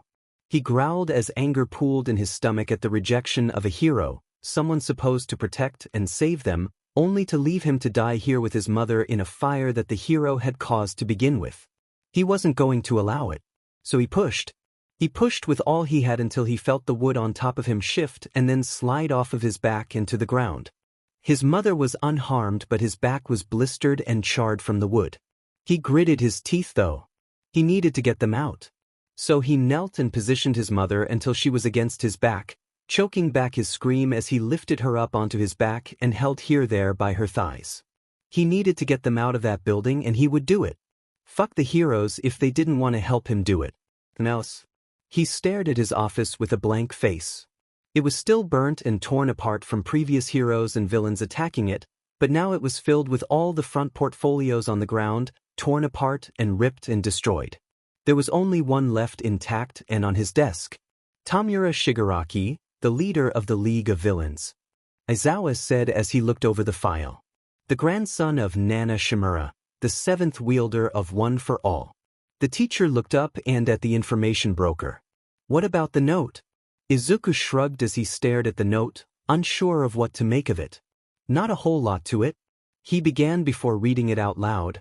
Maybe it would make more sense if he did that. I would like to extend an invitation to join the League. I remember you from the burning building 4 years ago that Endeavor had caused. I regret now not pulling you from under that pile of wood because you would have been by my side already if I had. Oh joy, he's offering you to join him. The Erasure hero rolled his head as he remembered how the League had once tried to pull Bakugo in with them so long ago. Luckily they had tracked them down before anything could happen to the teen, but they had let the entire League escape in doing so. What will you do now? Obviously I'm going to continue my business and taking care of Eri. Izuku sighed as he began to pick up the torn-apart portfolios, tossing them into a large black bag he had pulled from his desk earlier. I'll ignore them just like I've ignored every offer from other agencies and villains. Aizawa watched the young man clean his office for a long moment. They'll come after you. So? He quickly tied up the black bag after he had filled it up and began on the second bag of the mess. They won't be the first ones. His eyes flashed as he shot a look at the pro. They won't be the last either. It was obvious that this kid knew exactly what he was getting into. What did he mean by a burning building? Aizawa knew when to change the subject, and so he did. Not like he needed to get on this kid's bad side any more than he already was. My mother and I had to move into a run-down apartment complex after I got out of the hospital when I was a teen, Izuku explained, quickly dumping more piles of files into a garbage bag. Didn't have enough money to stay in the one we had before due to the hospital expenses. He paused long enough to tie that bag off and get another. He was already almost done, thankful that he didn't store that many fakes as the actual information he held. Then Endeavor storms into the building, chasing something and sets the entire building on fire. So many people died, with me and my mom as possible casualties if I hadn't have gotten us out. Did he try and help anyone inside? Aizawa had always known Endeavor as ruthless and unwilling to help those unable to help themselves, but surely he wouldn't leave a teen there to die with his mother. He looked at me, sneered, and then walked out. Okay, it was official, Aizawa was going to destroy the jackass when he got the chance. Anyways, I've avoided him for years after that, but he found out about my information business and came to me to find more about All Might. Not like I would ever give him anything, but I did earn a cool 5 million yen from him that first transaction. He chuckled darkly as he remembered that. That jerk had come and asked for information and Izuku had given it after he had gotten the money. The fool only got what everyone else knew or could look up on the internet while Izuku took all of that money for himself. Thanks to that he had been able to buy this building and make it his own. Though a good portion had been used after Endeavor had come and burned a portion of the office before Izuku could activate the water sprinklers. A good portion of that money was used to fix the building just after he had gotten it. The pro whistled, impressed with this kid. No one hardly ever got one over Endeavor like that, especially those that the flame user found beneath him. Nothing in the upper part of the building. Bakugo growled as he stomped down the stairs. It was left intact as well, nothing out of place. No hidden cameras either. Present Mike added on as well with a wide grin. You'll have to replace the desk and drawers downstairs, but otherwise nothing out of place as well. All Might added on just before he puffed back to his skeletal form. He coughed and hacked up some blood but otherwise shrugged. Whatever they were looking for, they didn't find. They never will. Bakugo turned to stare at his childhood friend as he crossed his arms over his chest. The shitty nerd never keeps anything on actual file. Want information, you pay him or be a telepath. And even then, a psychic wouldn't work on me. Izuku informed with a cold smile at the blonde explosion maker. The one time one tried, they spent a year in the psychiatric ward at the hospital and was retired from hero work.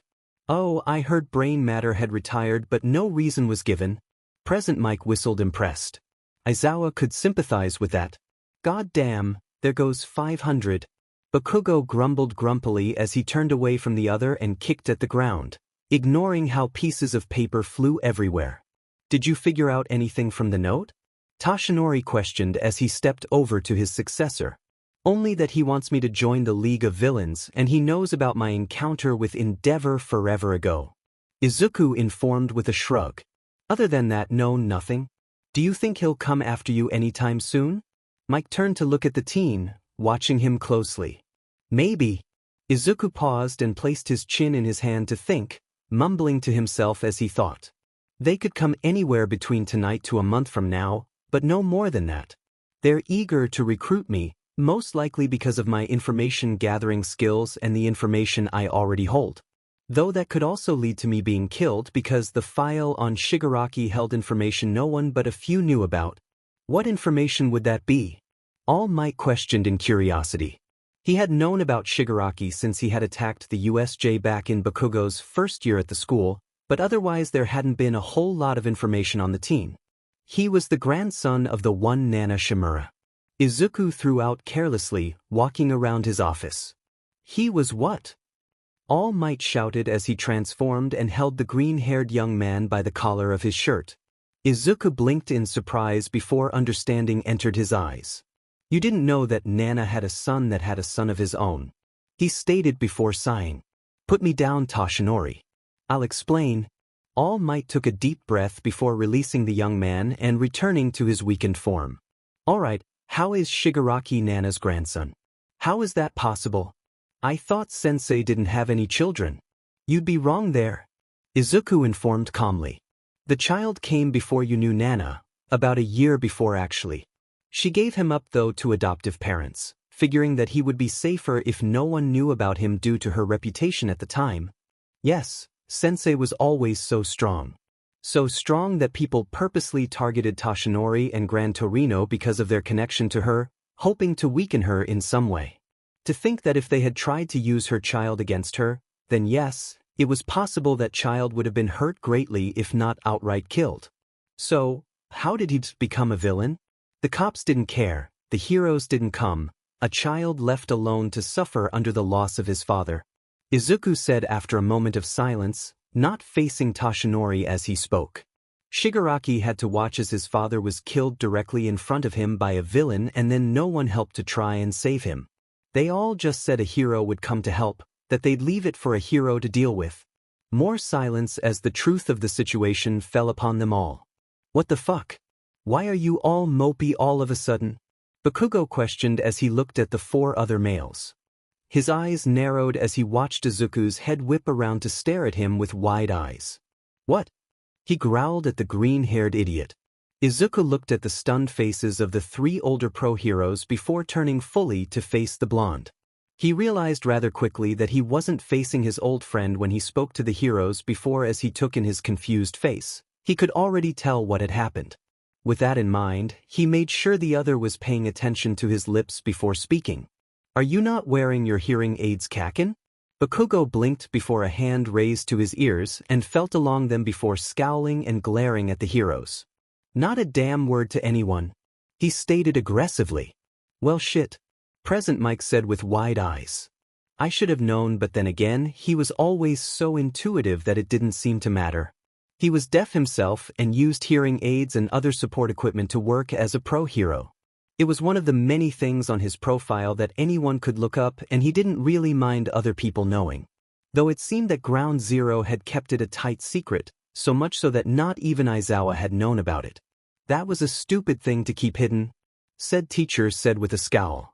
Do you know how many people you could have put in danger with such a dumbass move? Oh shut it you insomniac.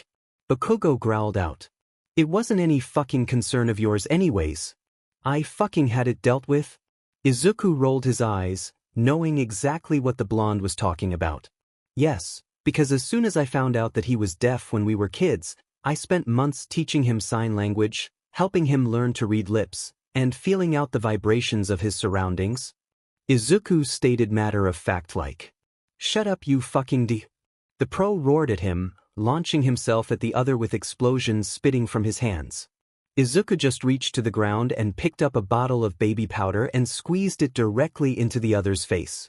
I told you I already know how to disable your quirk without even trying. He stated with a roll of his eyes. Let's not destroy my office anymore anyways. I kinda need it if someone comes in asking for information. Hello. A voice called from downstairs at that moment. Is anyone up there? Speak of the devil. Come on up. Izuku called with a sigh before walking over to his desk and leaning against it. He'd have to deal with whoever it was that was coming up, but from the sound of the voice he could already guess at who it was.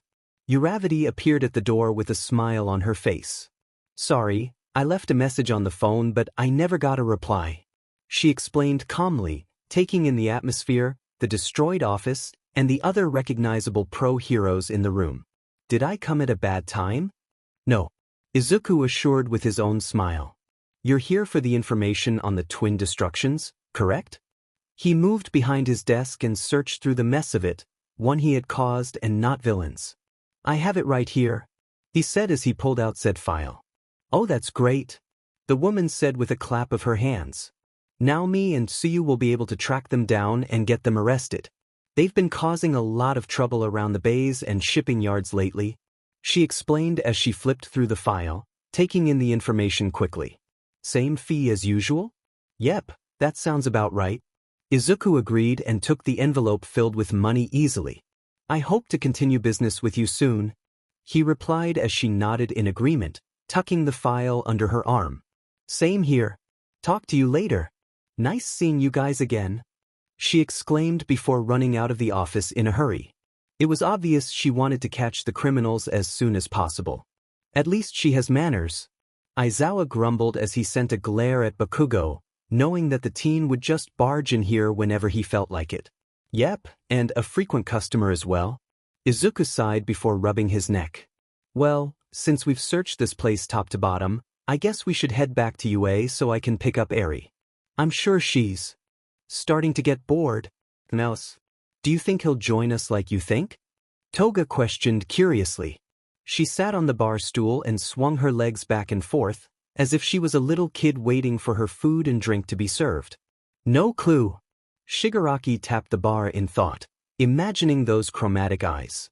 The blood ruby and the viridescent emerald. They burned with such a hatred that it caused a shiver to run up and down his spine in such a way that he couldn't help but grin. Those eyes reminded him of Ground Zero's own sparkling scarlet, filled with rage and bloodlust. Only these ones were much better. So much better because of how concentrated that look was and how honed it had been. Even in the picture he had gotten from the building showed that same rage hidden in his eyes, hiding what he really felt. He wondered how long it would be to turn this younger man to his side.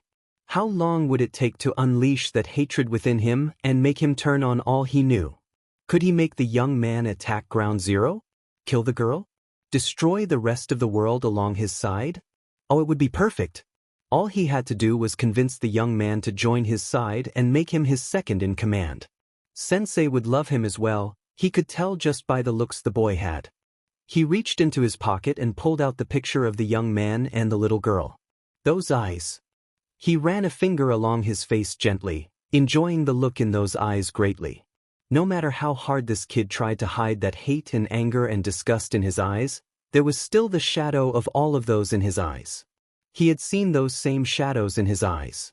When Sensei had first brought him to his base, he had fought against all that Sensei had stood for. He had wanted to be a hero or a detective like his father. Had wanted to help the society to be good and safe. Then Sensei had shown him how heroes were taking everything. They were the ones to save, to put in danger, to build, or destroy a person. How the heroes were basically leaving many to suffer at the hands of criminal acts while the public adored and left all the horrible things to be dealt with by the heroes even if they could help instead. That had changed him. Watching as other kids and adults suffered when heroes were supposed to help but they never came. How people would just walk by as they lay dying or in pain right in front of them. He hated it all and he wanted to change it all. So he was going to change it, but he wasn't going to do it by becoming one of those hypocritical heroes. He was going to change the society of the world by destroying it and then building it back up from the bottom. He knew that this kid could help him do it too.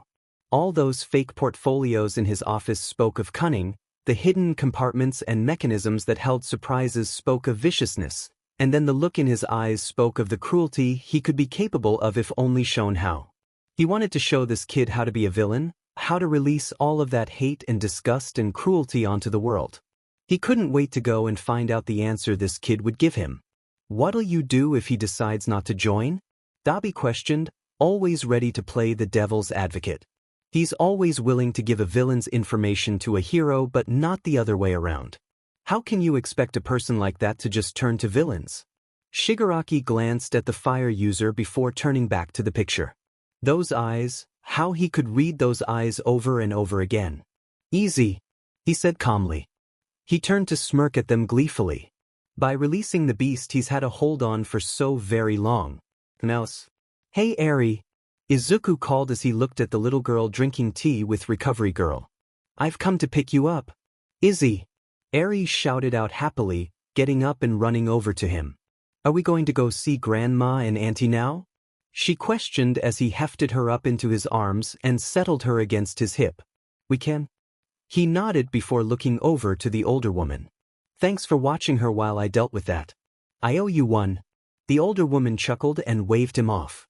No worries, my boy, you helped find me Kikyo, and you've helped save Toshinori. I dare say the school owes you more than you owe us. Izuku smiled before turning to look at Toshinori and Aizawa, Bakugo having taken off due to a call from his agency. Well, thanks for everything, but I think it's time to get going for us for the day. Of course. Toshinori said with his own smile. We'll see you tomorrow to begin your training. From there we'll work on getting you a hero license. Izuku chuckled while Aizawa rolled his eyes. It won't be that easy. The hero warned with a glare at the blonde. It takes hard work and dedication to become a pro hero, let alone a symbol of peace. I don't doubt it. He adjusted his hold on Eri quickly before tilting his head. We'll just have to make sure you don't get bored while teaching me then. With that he walked past the two and down the hall.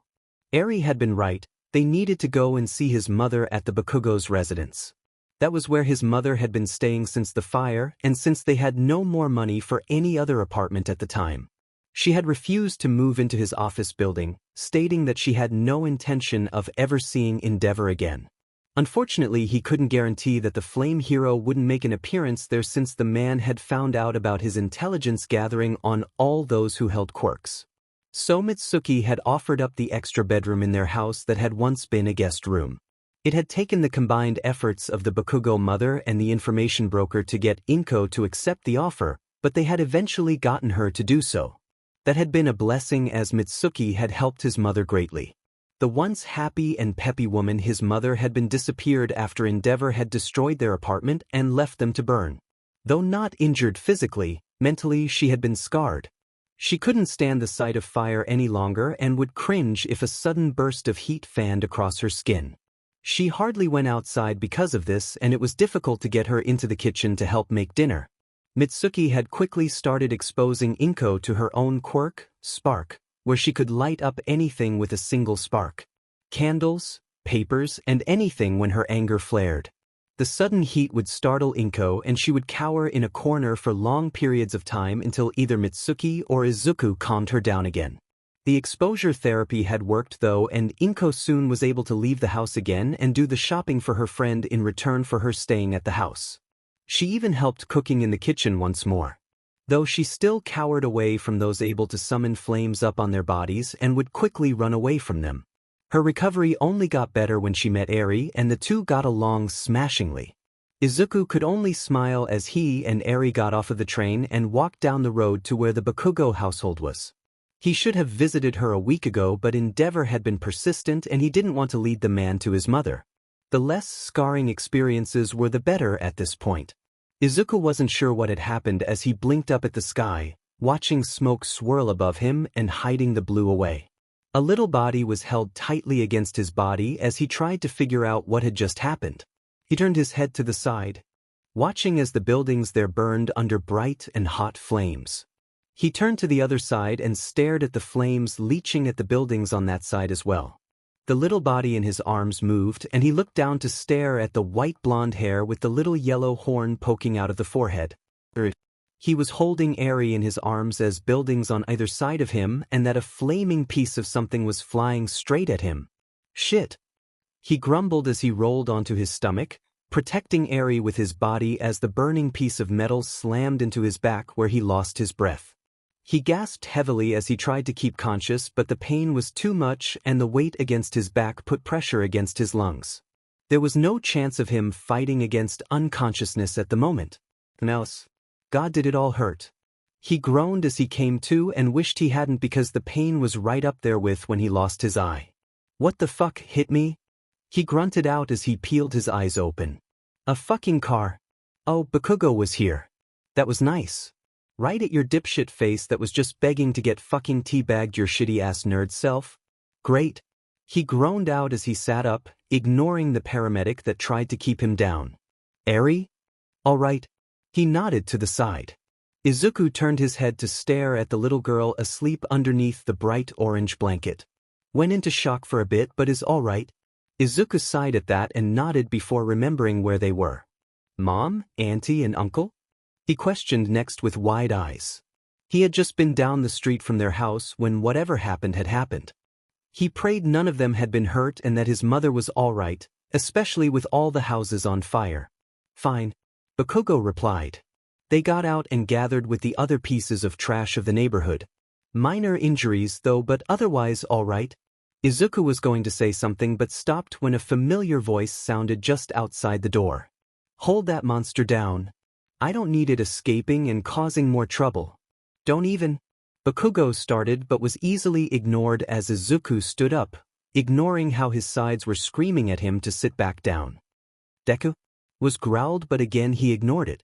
He walked out of the ambulance, ignoring the arms trying to pull him back and smacking his blonde friend in the face to get him to back off.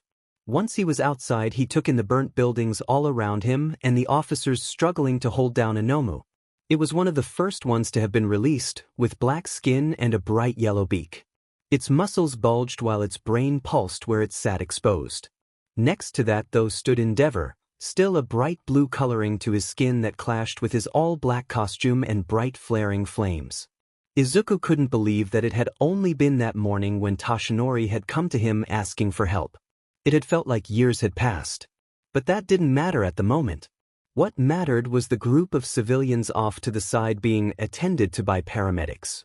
They weren't even paying attention to the EMTs though, only staring at the burnt houses that surrounded them. There was hardly anything left of their houses. But his eyes skipped over those ones, looking instead for the bright puffy blonde hair with the sleek green. It took a minute, but he found both and could only stare as his mother cowered in Mitsuki's arms, trying to hide away from the commanding yelling of Endeavor. His mother was terrified, and it hadn't even been because of the flames at the moment. No, it was because of the hero that had destroyed a neighborhood due to carelessness. Again, Endeavor had cost people their homes, and he had wondered how many died because the hero hadn't stopped to help save them. Anger roared through his body, and he felt power crackle around him. He didn't notice how silent it became, how the Nomu stopped moving, and how the officers all turned to stare at him in amazement. He didn't notice how Bakugo stepped back so that he stood in front of the ambulance that held Eri. He didn't notice how those off to the side noticed him and the lightning jumping around his body. He did notice when that loud and deep voice turned towards him. "Information broker, what business do you have here?" He felt his eyebrow twitch, felt his body tremble with the force of will it took not to go after the jackass in front of him. Then he heard it. A whimper full of terror. He knew that whimper. That was his mother whimpering in terror because of this jackass that has done nothing but cause him problems since their first meeting. With him buried underneath a pile of burning wood and this piece of flaming trash sneering at him despite his plea of help. "My business," he growled out as he stepped forward until he was standing directly in front of the pro-hero, staring at him with narrowed red and green eyes filled with anger and hate. "Was to visit my mother in her home," he stated as he pointed at a building just off to the side that he knew was once the home for the Bakugo couple and his mother. "The house that you have burned down, again," he shouted. Endeavor sneered down at the teen as he allowed his hands to hang at his sides. He wasn't stupid enough to leave himself defenseless against this boy, especially since he could cause some real damage if he wanted. "I may have caused some damage here, but as I keep telling you, I've never met you before I came to you for information," he stated. "I've never met you before then." Izuku growled as he allowed one for all to flow through his veins as he glared at this man. "Maybe because the first time I met you was when I was buried underneath a pile of flaming wood trying to protect my mother from being burnt to a fucking crisp?" Endeavor's eyes widened at that, his mind racing back to the time he had left a kid laying over a woman to die. He had at that time thought the teen had been paying a prostitute for sex and wanted to beg for his pathetic life. He was apparently wrong about that though. "You left me and my mother to fucking die that day." Izuku glanced over to where his mother was being held by Mitsuki, the Bakugo mother staring at him with hard eyes, nodding at him. "You left us there to fucking die in a building that you lit the hell up in the first place?" His eyes whipped back to the hero. "You were supposed to be a hero.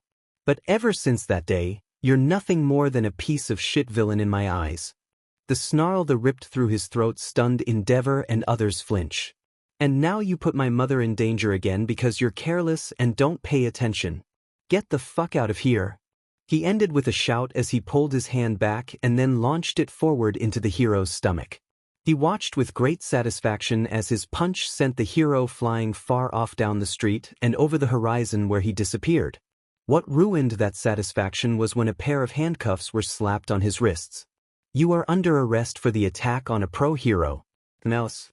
Thanks so much for taking my mom in. Izuku sighed as he sat at the table of one Mitsuki Bakugo.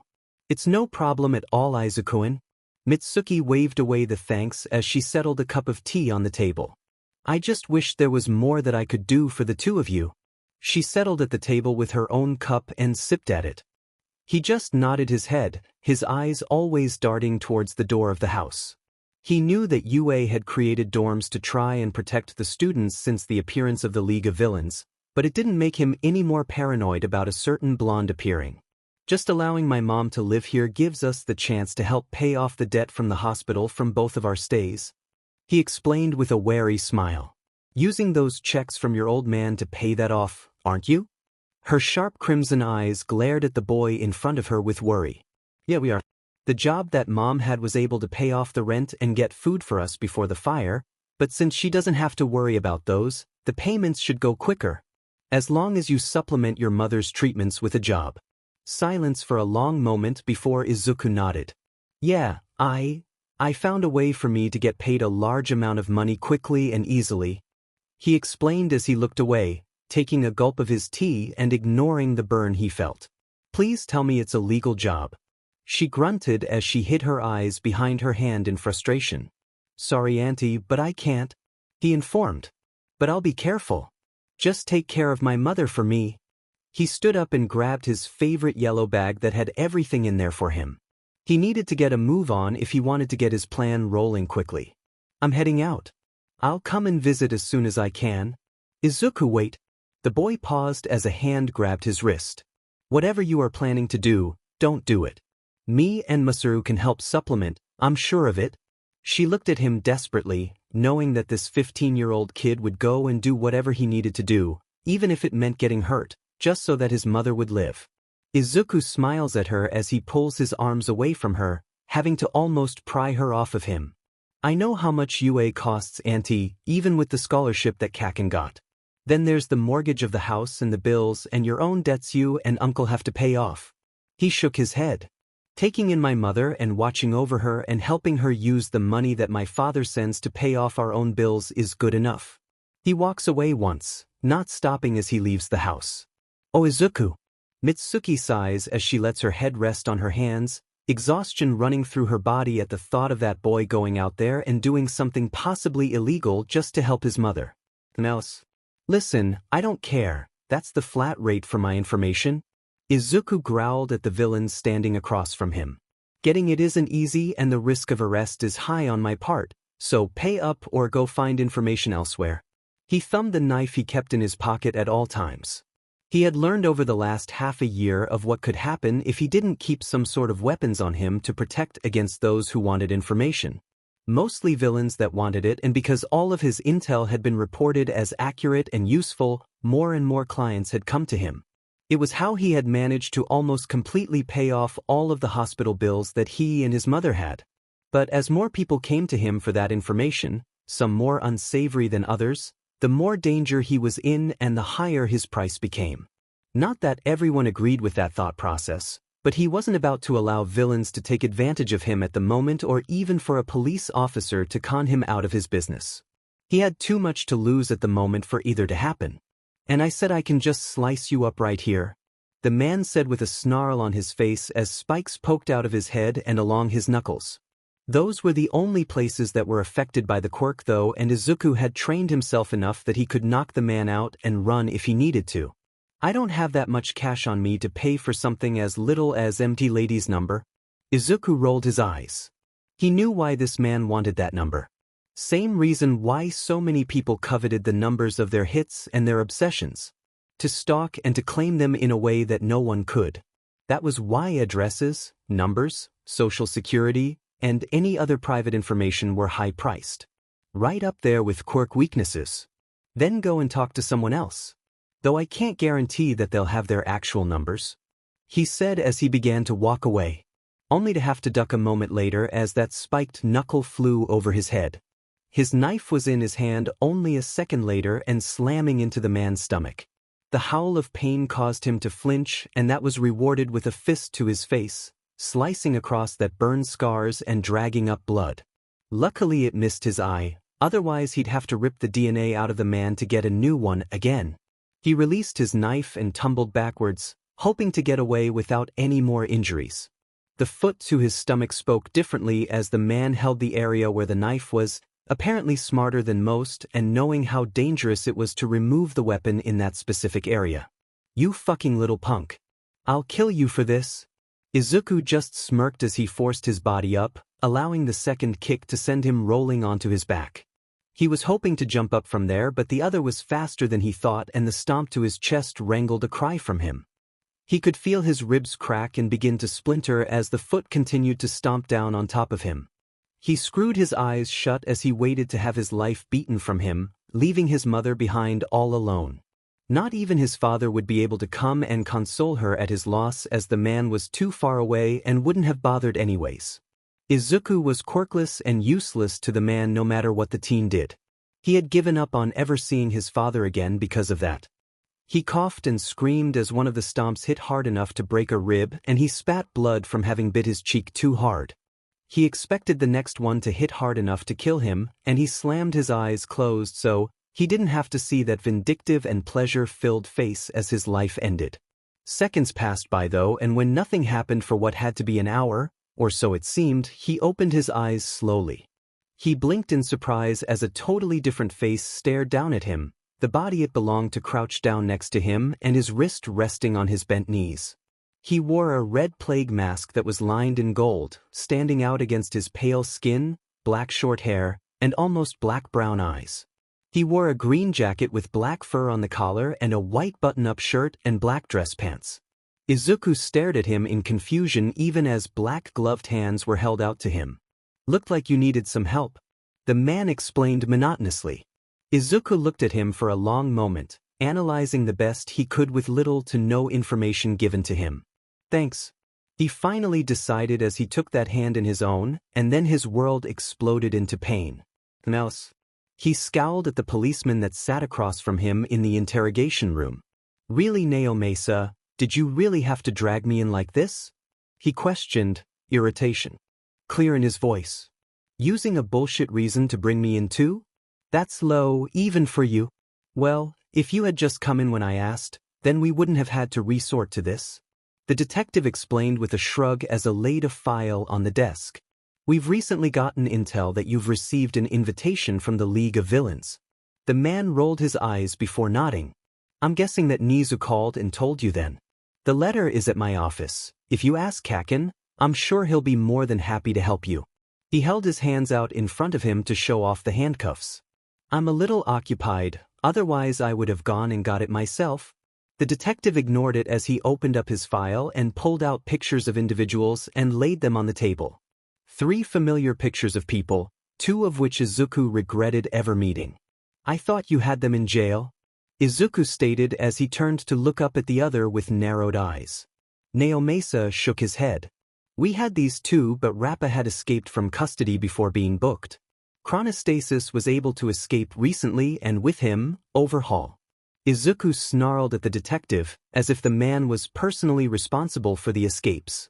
"Get me a damned phone right fucking now," he snarled as he tugged at the handcuffs. He needed to call Kaken right now. He had to make sure that Eri would be safe with someone he could trust and make sure that she wasn't left out to be captured once more. It had been 4 years since she had seen Overhaul, and if he had his choice, Izuku would make sure she never saw his face again. "Get me that phone now." Naomasa shook his head at the man. "I will once you've answered my questions. I need to know if you know of anywhere they would go. Where would they hide? Who would they contact? Will they go to the League of Villains for help?" His eyes sharpened as he laid another file down on the table, this one with a sketch in it of a little girl with wide eyes and a little horn on her head. Though the horn was more in the middle than the side and the hair was too short and the eyes were almond shape instead of oval. It was Eri they were looking for again. "Where is this girl that Overhaul had under his control, and do you know if he'll go after her?" Izuku really wanted to hit the other man in the face right now. He was stopping him from helping that little girl in his custody and putting her in danger the longer he was there.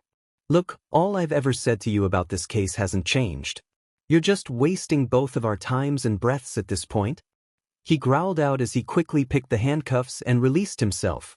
So unless Endeavor has pressed charges or I'm arrested for a crime, I'll be leaving, he stated to the detective. Naomasa scowled as he watched the information broker leave the interrogation room, unable to hold him due to no charges and no crimes. It wasn't the first time that particular man had left custody, and he knew it wouldn't be the last. Else, he had to hurry. That little girl he had at his side for the last 5 years is in danger, and he can't leave her by herself for much longer. Luckily, he regains all of his possessions quickly and dials in the number that he needs. Good thing he had the foresight to keep this number in his phone despite not having to use it often. "Do you need a good fight?" was the first thing he hears, and he can't help but smile at the predictable words. No, Overhaul has escaped with chronostasis. I don't know who they'll go after first. Be on the lookout, he explained quickly as he runs out of the station and already sparking with lightning. Damn, was it great to have an actual quirk he could use to get around, especially as it allowed him to jump up to the roofs of the buildings and run across them. How long has he been out? No clue. I was just told about 10 minutes ago. I'm heading for Eri now to collect her and then hide her somewhere. He hasn't put his phone down, and from the rustling sound on the other end, his friend is already getting things together to head out himself. Should I call Red Riot and Fat Gum? And there was the next predictable thing about this guy, his obsession with those two. Though in this case it would be useful. Call and inform them. Make sure they know not to move yet and to keep their eyes peeled. At this point, it's a waiting game. Alright, I'll get moving them. With that a click and the phone went dead. Izuku could only sigh as he kept running. Hopefully Eri was still with Kaken. He knew that the blonde could protect the little girl with a ferocity that could at least keep Overhaul and chronostasis at bay. As long as that man hadn't gotten his hands on any more bullets. If he did, then hell was going to break loose, and so many people were about to lose their quirks whether they wanted to or not. He couldn't allow that to happen, not while he was alive and not while Eri was alive to suffer from the consequences of what was done to her. That little girl had been through enough, and he was going to make sure that she wasn't about to be hurt. With all of that swirling in his mind, he quickly hit number 2 on his phone and his call. He always smirked at the thought of having Kaken as number 2 on his phone. His mother was number 1, of course. "Where the fuck are you?" was the answer, but Izuku could tell that the other was calm and relaxed. It also meant the other had put his hearing aids in. "Are you at your house?" he questioned back. He didn't need to waste time. "Is Eri and our parents with you?" "Fuck yeah, they are. Where the hell would I fucking leave them? Some shitty-ass hotel? Fuck no." Izuku rolled his eyes at that as he changed the direction from UA to Kaken's house, which was a mile from where Auntie's house had been. "I gave your mother one of those sedatives you've kept handy. She was about to go into shock," was softly explained, the voice rough but softer than normal. Izuku gulped and nodded his head. "Thanks, I don't think she'll be able to handle the information I have to share with you guys. It'll be best to just keep it from her so she doesn't panic. She does that enough most days now. Look, that guy that Kirishima helped fight against 4 years ago, the one Eri came from, he's out, isn't he?" Kaken was always quick on the uptake. He never had to fully explain something for him to understand. "Alright, get the fuck over here as fast as your shitty nerd self can." With that he clicked the phone off. Izuku rolled his eyes as he jumped from a building, ignoring the screaming of a hero behind him that he had leapt over. It was the rabbit one that he thought was too much like Kaken to be comfortable. It would explain why he had ended up interning under her and now works alongside her company with his own. Mirko was a strong hero, and he couldn't help but be relieved that she had ended up following him, though he was curious about why she was in this area in the first place. He ignored it for the moment though and led the rabbit hero on the wild goose chase as he made it to Kaken's. "You shithead! Get back here!" Mirko shouted as she landed on the ground behind him and prepared to leap on him. Izuku didn't waste a second though as he slammed into the 2-story house that was painted a dark green with orange trim. "Hey! I brought a friend!" Izuku shouted as he ran into the kitchen where Kaken was sitting with Mitsuki and Masaru. He could hear the TV in the living room and knew that Eri was in there was a cartoon. They didn't have cable at his place and so only watched movies or Netflix. "Hey there, punk!" Kaken stared blankly at the rabbit for a moment before sighing and glaring at Izuku. "You shitty nerd. He's a friend, Usagi." He explained as he stood up and went to the cabinet where Izuku's new coffee cups were. Would you like to stay and listen to what's happening though? Fuck knows I'm going to need all the shitty help I can damn well get. The woman blinked in confusion before taking a seat at the kitchen table in agreement. Alright then punk, what's going on? She questioned as soon as she had a cup of coffee with 5 sugars and plenty of cream in it, just the way she liked it. I'll explain. Izuku spoke up as he looked at the people gathered at the table. Misaki and Masaru deserved to know even if they weren't heroes because they were taking care of his mother who might be a target now because of him. When I was 15, I started dealing with people, heroes and villains and fanatics and stalkers, for information. They'd pay me money and I'd give them information on an individual that they wanted. Analysis. Now I know where I recognize you from. Mirko chuckled at that. I remember having to stand off to the side and listen to Endeavor complain about you. Said you were withholding information from a hero and an investigation. Bunch of bullshit of course. She sent him a wink. Izuku smiled back before continuing. Well, because of that a certain man found me and took me into his group.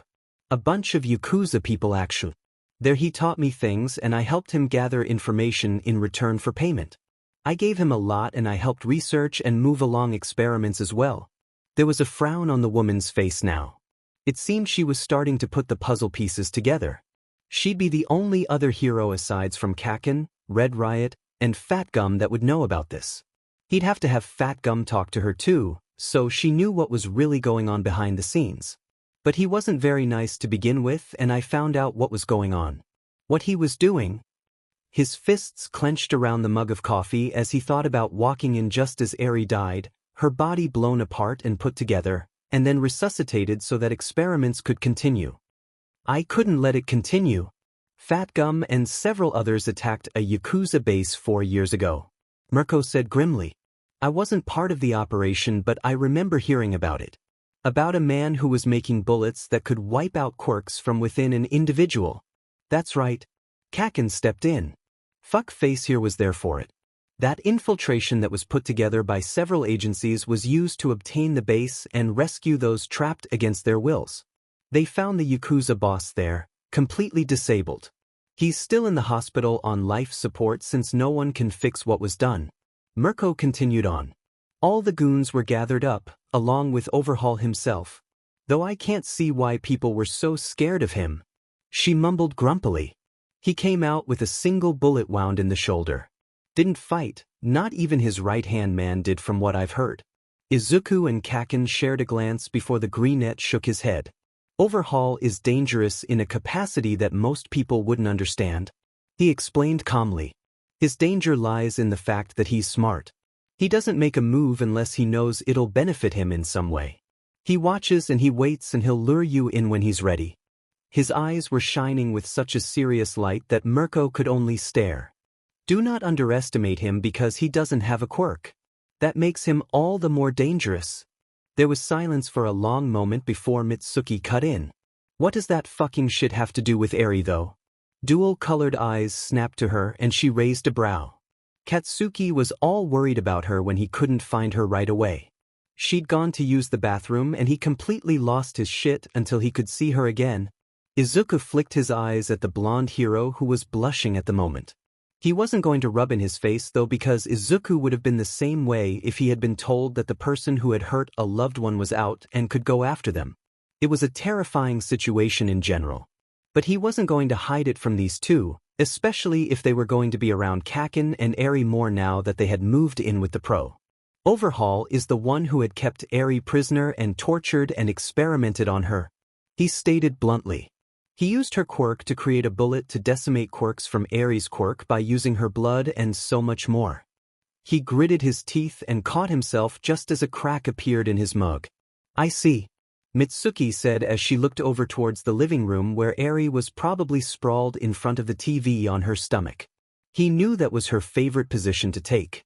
She hated laying on her back on any surface, it brought up bad memories.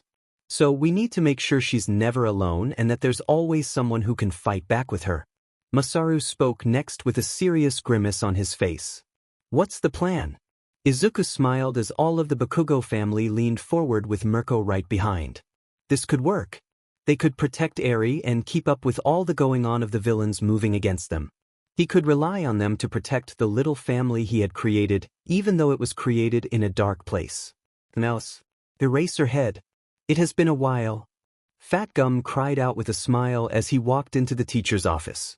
The big man was still wearing his bright orange hoodie and black mask.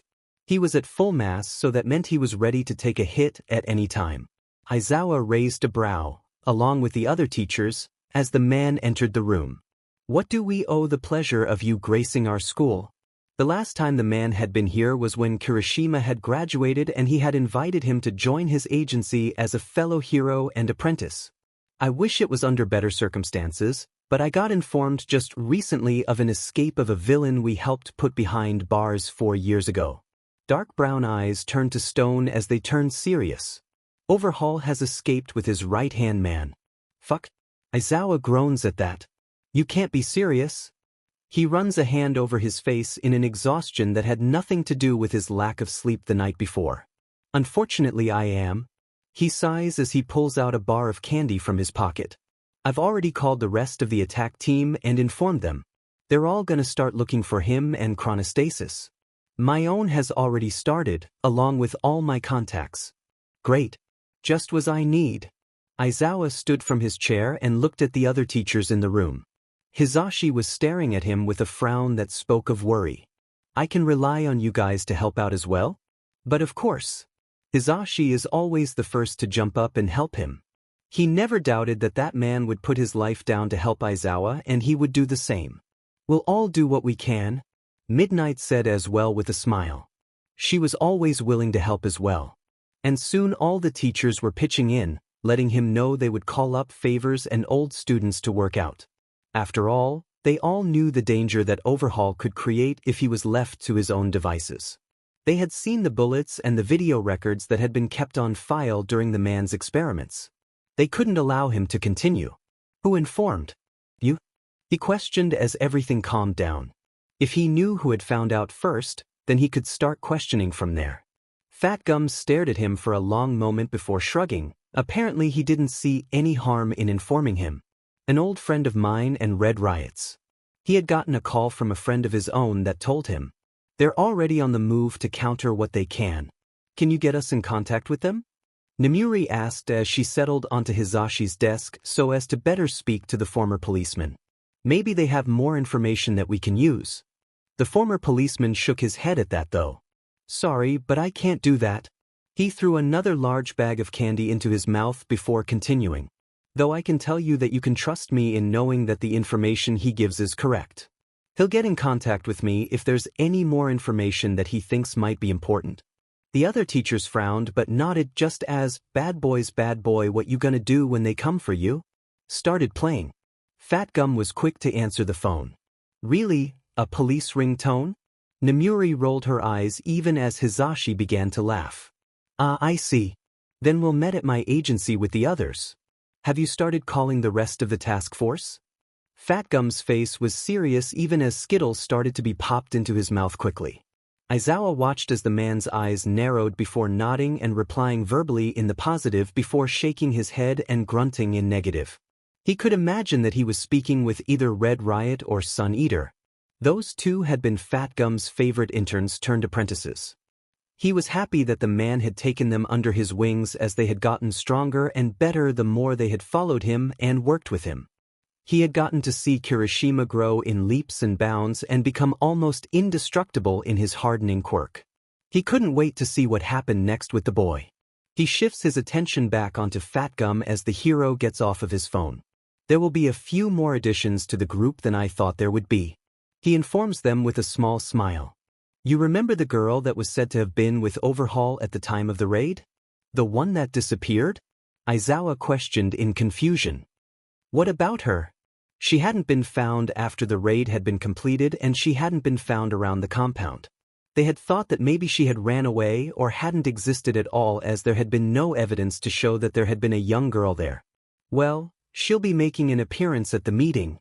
He informed calmly, ignoring the wide eyes that were given. Along with her guardian and a friend of his. Apparently that friend is also friends with Kirishima as well. He chuckles as he shakes his head. I've only ever met him once and the explosions just about took half of my fat away. He could feel his eyebrow tick. A friend of Red Riot's that could make explosions, and that friend was friends with the guardian of the little girl that Overhaul had kept captured. He didn't care about the stares he got when he slammed his hands onto his desk as he stood up and glared down at it, as if it was the source of his ire. Of course, that it had to be that pain in the ass that Yagi had to pick as a successor that had taken a little girl and fucking ran with her. There was no other fucking way that he could think of to make that description make sense. He was going to fucking have an aneurysm from the sheer frustration that Midoriya and Yagi were creating in him. That or a hole in his stomach from acid eating him from the inside out from the stress the two were already causing him. He didn't even try to stop himself from slamming his head on his desk as he collapsed back in his chair. This was going to be a long day. No year, no life. And it all started when Izuku Midoriya walked into his life. Protection Squad. So, what exactly did you want me to do for you? He questioned as he followed the man around the maze that was underneath the Yakuza mansion above. It was pretty extensive and he could see all sorts of equipment that was stored here. Most of it was medical, and then there were also things he thought might be used for torture. There was no other reason for the chains and shackles attached to the walls. Though why they were only a couple feet from the floor confused him greatly. You're quirkless, correct? Overhaul questioned as he glanced back at the teen behind him. Izuku just nodded his head as he adjusted the black medical mask to make sure it fully covered his face. The black gloves were awkward to wear and the suit he had been made to wear wasn't half bad. Though he wished the pants were a little longer. I can't use you in my precepts of death, but I can use you elsewhere, especially with your analytical skills. He explained. Which only leads so far. The teen shrugged at the raised brow sent his way. I have to see the quirk to analyze it and understand it. You can't just tell what it is or explain it, as I could miss a crucial detail that would leave out important information on that quirk. He could see the older man's eyes flicker with something much like appreciation or understanding. It was obvious that Chisaki Kai was a thorough man and would understand the need of complete knowledge. Especially as Izuku's livelihood depended on complete information to use and sell at a hefty price. Don't worry, we have ways of allowing you to view any information that you please. They walked down several more hallways before coming to a stop in front of a door that they entered through. Izuku stopped dead as he stared wide-eyed at screens upon screens showing upon the walls. The entire room was nothing but screens with a single console in the middle of the room with knobs and dials on it. But the biggest thing about the screens was what it was showing him. People using quirks all over the world. Each screen was split in 4 sections, and each section was showing someone using a quirk in some form in some way. He watched as one showed Endeavor and then one that showed Captain Celebrity, and there was Fat Gum, and then a woman was kneeled over another, her hands glowing green as a wound disappeared from the man's stomach. A boy squirting water at the side of a mountain. And so many more people. Fuck. He whispered as he looked around the room in amazement. There's no way. There are cameras almost everywhere nowadays. Overhaul said as he watched the boy marvel at the screens. We've hacked into them all. You'll be able to switch from whatever camera you want to watch. He pointed at the console. Is there anything you'll need to do this job? Izuku's eyes snapped to him as a grin split underneath his mask. Notebooks. Tons of notebooks and pencils.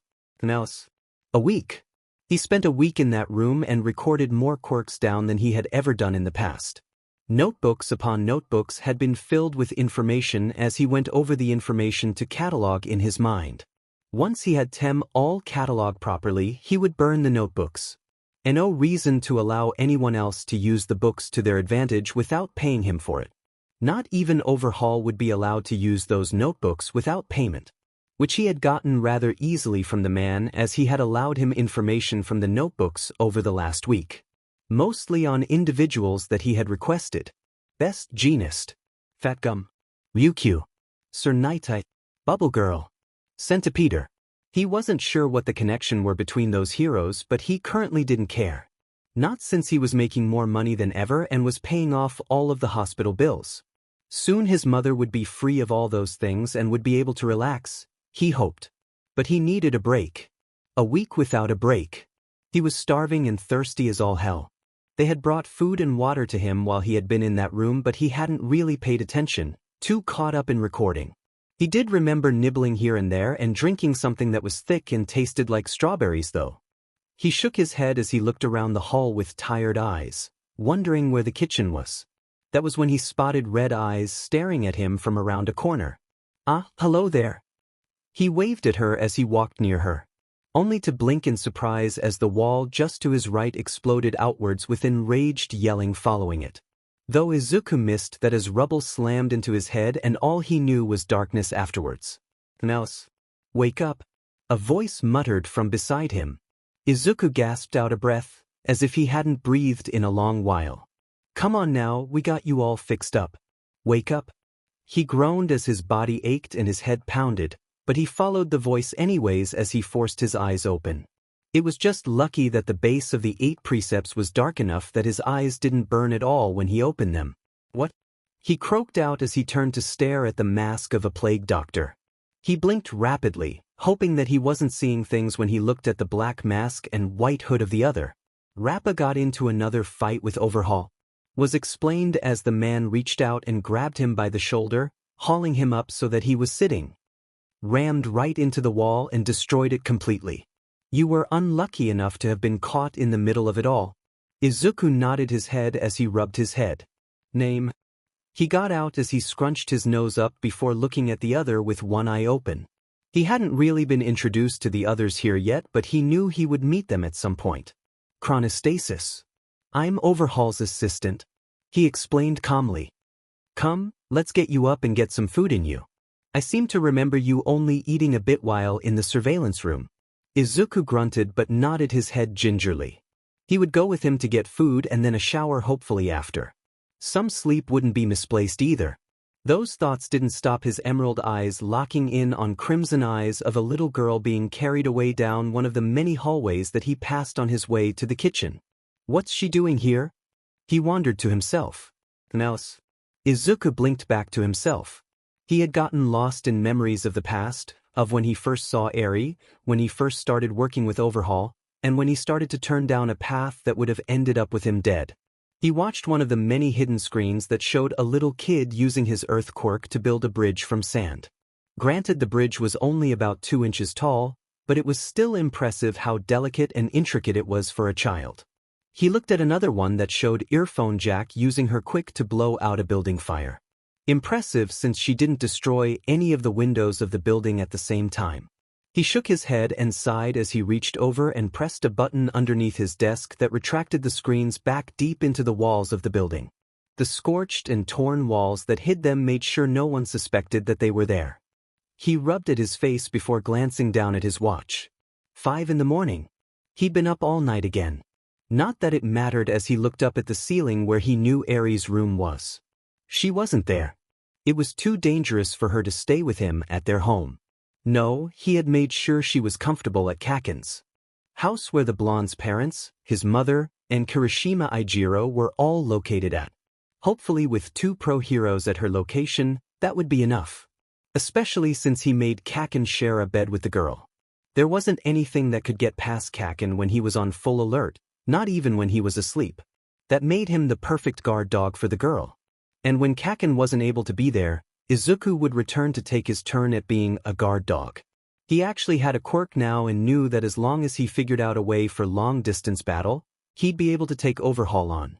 Chronostasis was going to be a problem though. Izuku groaned as he leaned forward onto his elbows so that he could hide his face in his hands. The man was a pain in the ass in general due to his ability to strategize quickly. His quirk also made it annoying since they would be spending most of their time dodging his hair to keep from being frozen in time. That was the main reason Chronostasis was Overhaul's second in command. His quirk complemented his so well and it gave him time to get in close to touch his target and destroy them. Izuku had watched the other man completely obliterate people with a single touch, leaving nothing behind but a mist of blood. Those two working together was dangerous, and Izuku knew that one misstep would leave him as nothing but a mist to be blown away in the wind. The taste of blood flooded his mouth, and it took him a moment to realize that he had bitten his cheek so hard that it was completely torn open. He snarled angrily as he swiped at his desk, tossing the knickknacks to the floor before whipping around and slamming a fist into the wall, growling when his fist actually blasted through it and destroyed the screen hidden there. Lightning crackled all around him as his quirk activated. He raised his head to the ceiling and howled in anger and frustration as he tried to stop himself from blasting the entire building to the high heavens. Seems your temper has gotten worse," a voice said from behind him, causing Izuku to whip around and glare at the man that had appeared in his home unannounced. Though, being up for a good 3 days wouldn't help either. "Fuck off, Knight," he growled at the man as he stamped down the power that was roiling in his body. He had never felt this kind of reckless, uncontrollable anger in him before in his life. The man raised a brow at him before stepping forward to run a hand over the now empty desktop. "I don't think I will," he said instead as he settled against the desk, one leg lifted up on the desk and his arms crossed over his chest so he could twist his body to stare at the younger male. "It seems that you have a conundrum to consider." Izuku glared down at the floor as his nails dug into his palms. He was pissed beyond belief, but the older man was right, no matter what else. He needed to calm himself down and think. "What am I going to do?" Night Eye watched him with narrowed golden eyes, going over what their options would be. "You know what you have to do," he stated in the end as he stood up and walked over to stand in front of the young man. "You know who you have to call in and what is needed to protect her." Izuku gulped as he thought over the exact person he needed to call in. The one person who had refused to talk to him since that night so long ago. That night he took Eri and ran. That night he had been such a coward and more interested in saving Eri and himself than any of the pros that had come into the facility before. "You need to stop holding on to your past mistakes," Night Eye stated strictly as he glared at the boy before him. "You made them, but now it's your chance to look forward into the future and make it better. You already proved that you can change fate. So don't hold on to the past."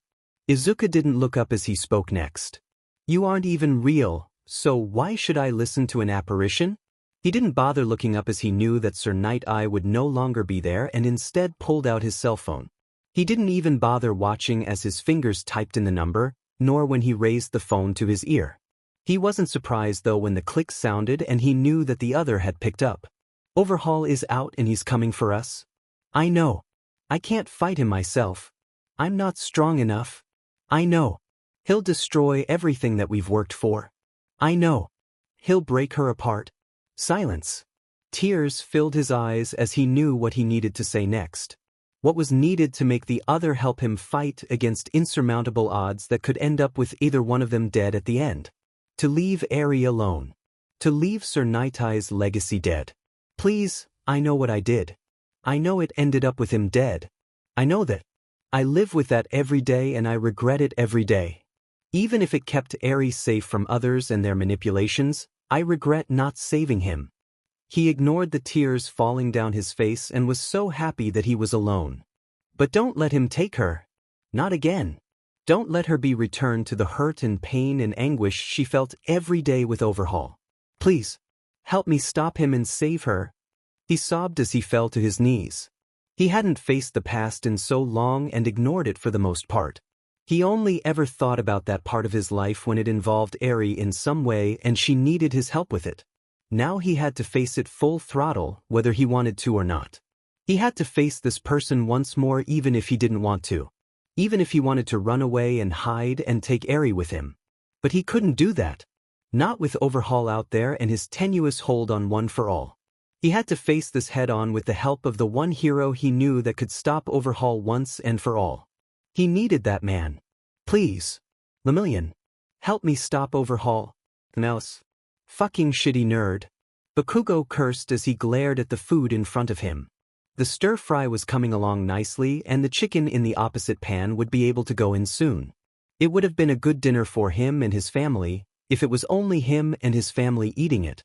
But no. It was going to be Shitty Hair and the hero agency he worked at.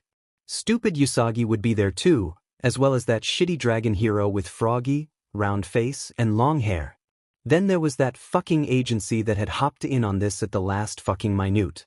He didn't know the people that were coming, but Deku had told him that Eri's safety depended on them coming. So he was stuck in his kitchen cooking food for all of those idiots that were coming to his house. Thank the fucks that he had thought ahead and gotten a place that was 2 stories with a basement. The basement was where they were going to meet, where he had his gym and then a private strategizing room. There he had a bulletin board that he could hang things up on if he wanted to. He used it mostly to track villain movements and whatever information he could get out of Deku after he paid a fucking arm and leg for it. He shook his head just as it was time to throw the chicken into the stir-fry and then he could leave it to cook. He had made sure that Shitty Hair would bring some refreshments and extra food just in case. He knew that giant orange of a boss Shitty Hair could out-eat them all in a minute. A tug on his shirt caught his attention as he stirred the food together. Katsuki? Eri, he thought he had her set to have a movie marathon with his parents and auntie. He looked at her with a raised brow, waiting for her to say whatever it was. Is Izuku okay? Go figure, she was worried about that piece of shit. Though he could understand it since that shit stain had taken care of her since she was 5 and they 15. He sighed as he patted her on the head. That shitty nerd, has he ever given you a reason to worry? He questioned. Yes. Was the immediate reply that had Katsuki pausing in surprise. He hadn't expected that answer at all. He never really eats when he gets stressed and he'll not get any sleep until whatever is bothering him is gone. She explained as she clenched her hand tighter so that he couldn't remove her from his side. He sometimes looks like I did before he took me away from. He didn't need her to finish that sentence. He understood who she was talking about. He also understood what she was talking about when she said that Izuku just stopped caring about himself. Tell you what? He said as he grabbed one of his tasting spoons from the side and loaded some of the chicken and rice onto it, holding it out to the girl. She looked at it before looking at him. He raised a brow and held it steadily towards her and didn't speak again until she had taken a bite of the food. I'll take care of that shitty nerd until this whole thing is taken care of, but in return I need you to do something for me. She blinked at him as she chewed the food thoughtfully, thinking over the offer and what it could possibly be that he wanted to ask of her. Normally he only did this when he wanted her to get Izuku to do something or another. Using Eri to get to Izuku was rather an effective way for Bakugo to get his way, though rarely used as it ticked the green net of extremely well. What? She asked after she had swallowed the delicious food. Bakugo smirked as he leaned forward as if they were conspiring a magnificent plan together. I want a picture of you and Auntie and the shitty nerd, he stated calmly. Eri blinked at that before a smile climbed onto her face. Though Inko had taken to the girl almost immediately, they had never taken a picture together. Not from a disinterest in it but because Izuku had gotten so busy that they hadn't been able to. But making this deal guaranteed that it would happen because Bakugo always made sure their deals came to fruition. Only if you and Auntie Misaki and Uncle Masaru are in it too, she exclaimed excitedly. Bakugo sighed exaggeratedly before nodding his head. I think we can arrange that, he agreed before ruffling her hair. Now go in there and watch a movie with those old farts, he ordered. I heard that you shit-stain, Mitsuki roared from the living room, earning a chuckle from Bakugo. Then shut up and watch the movie, you old hag, he roared back with a smirk, listening to Eri giggle next to him. Go on now, I'll holler when food is done. Okay, she agreed as she skipped off to watch the movie with the adults, unperturbed that the adults were watching Brave with her. Izuku watched animated movies with her all the time, so it wasn't strange to have adults watch them with her at all. You've gotten better with kids? A voice said from the opposite entranceway, startling the blonde to the point his hands set off small firecrackers of power.